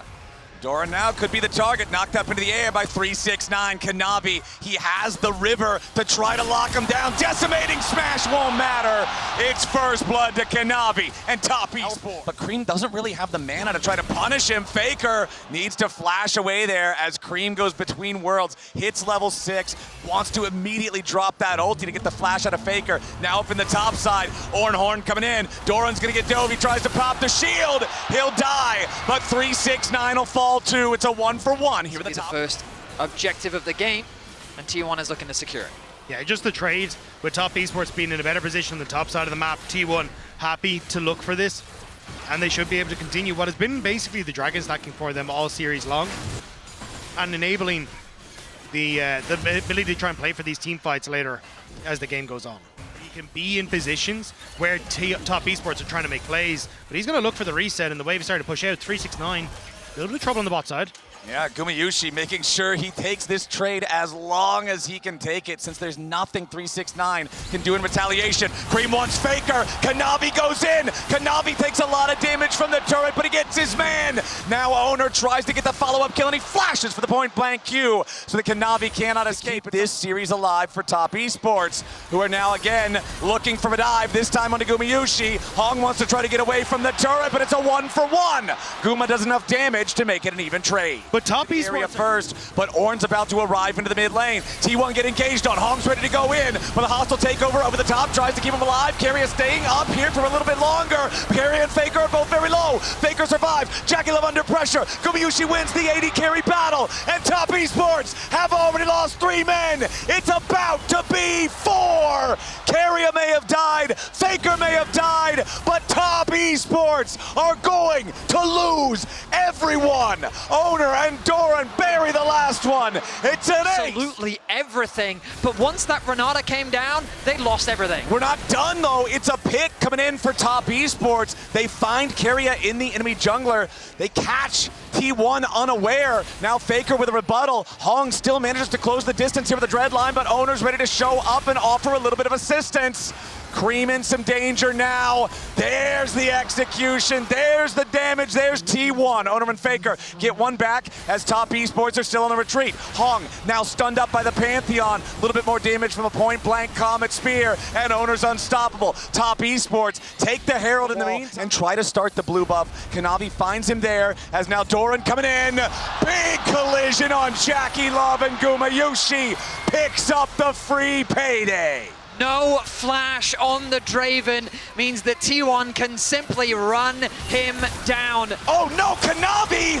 What was that? He jumps into the middle of everybody, and the Comet Spear to execute him. The pressure of elimination in the semifinals is crushing Kanavi as Oner tanks up 369 for the time being. Hong with the pressure onto Guma. Cream goes between worlds, tries to jump in. Gumayushi about to die. The bailout will not save him. Top Esports, they need more now. Cream wants to get out, but the Solar Snare locks him up. Faker gets the return kill as Faker and carry a duel with Hong and 369. A triple to the Ornn as that will be the execution through the golden To help get a few kills back for T1, but we return to the Rift as they push on the top side. Kanavi goes in, but his ultimate doesn't get a lot. Oner with the shield ready to continue the counterattack as Hong will be first to die. Faker takes the kill, and 369's their next target. Solar Snare won't hit him. Ornhorn maybe for the counterattack. Four-man knockup from 369, but it is not enough. T1 still over 2,000 gold as the axe is spinning, ready to step up, try to clear the vision.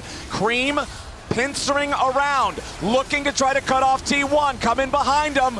Top Esports backing away now on the main front. Cream shows himself, ready to try to enter into the fight now, but a lot of lockdown. Nobody finds the first kill. Kanavi is dead. Cream's next to follow. Top Esports jungler is caught again, and now everyone else has to run. Jackie Love with the flash over the wall just to try to survive. Hong is running. T1, they want more kills. 369 and Jackie get enough distance to get away, but T1 have claimed defeats, claimed the Drake, claimed the tier 1 turret.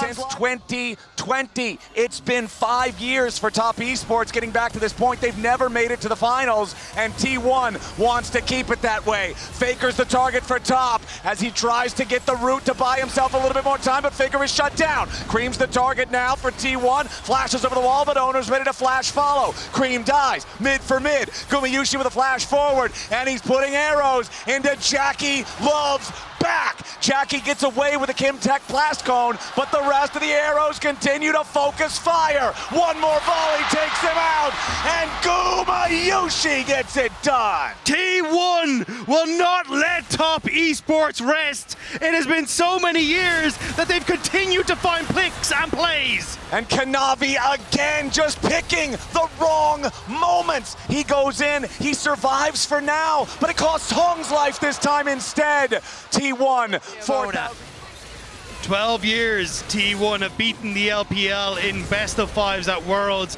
5 years Top Esports. Redemption play. He finds a root onto Keria and nothing more. Now he's marked.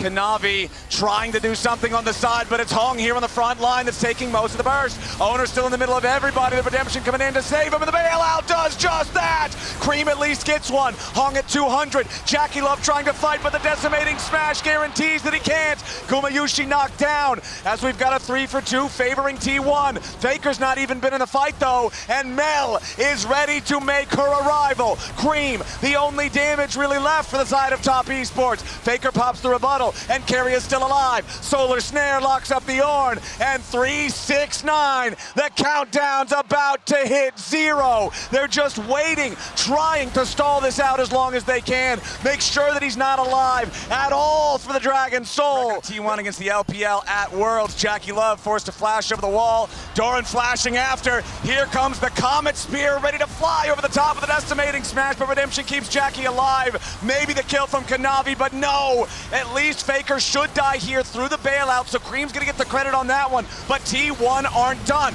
Cream goes between worlds. 369 with a 2-man knockup. Top Esports, they found Gumayushi, but they have to trade Cream. Jackie's still alive for a little bit more damage as Keria, Oner, and Doran want some more. Hong gets almost caught by the hostile takeover, but it's 369 focused instead. T1, their carries might be down, but they still find another kill. Doran goes on a rampage, and the 3 remaining man on T1 knocked down the tier 2. 369 survives for so long, but it's only so he can shed more tears as T1. 2025. They eliminated AL in the quarters. They're about to eliminate Top Esports here in the semifinals. Kanavi takes the arrow, and there's no way he's getting away from that one.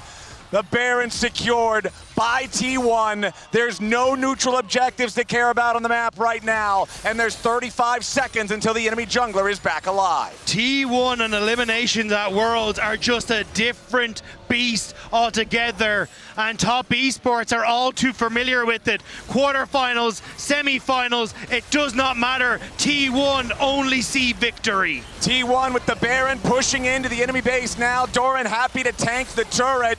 T1 continuing their push straight through that mid lane inhibitor. Sidewaves not really set up for a successful multi-lane push. So T1's just gonna keep going straight for the Nexus. Here comes the Grand Starfall, and Jackie's already down. Hung goes with them. The focus fire into 369 as Cream and Kanavi scramble to stay alive, but nobody on Top Esports has anything to stop T1. It's only the mid laner left. They'll get the final kill. And yet again, the highest peaks of the LPL are merely stepping stones for the unkillable Demon King. Faker and T1 Free at the end as they mark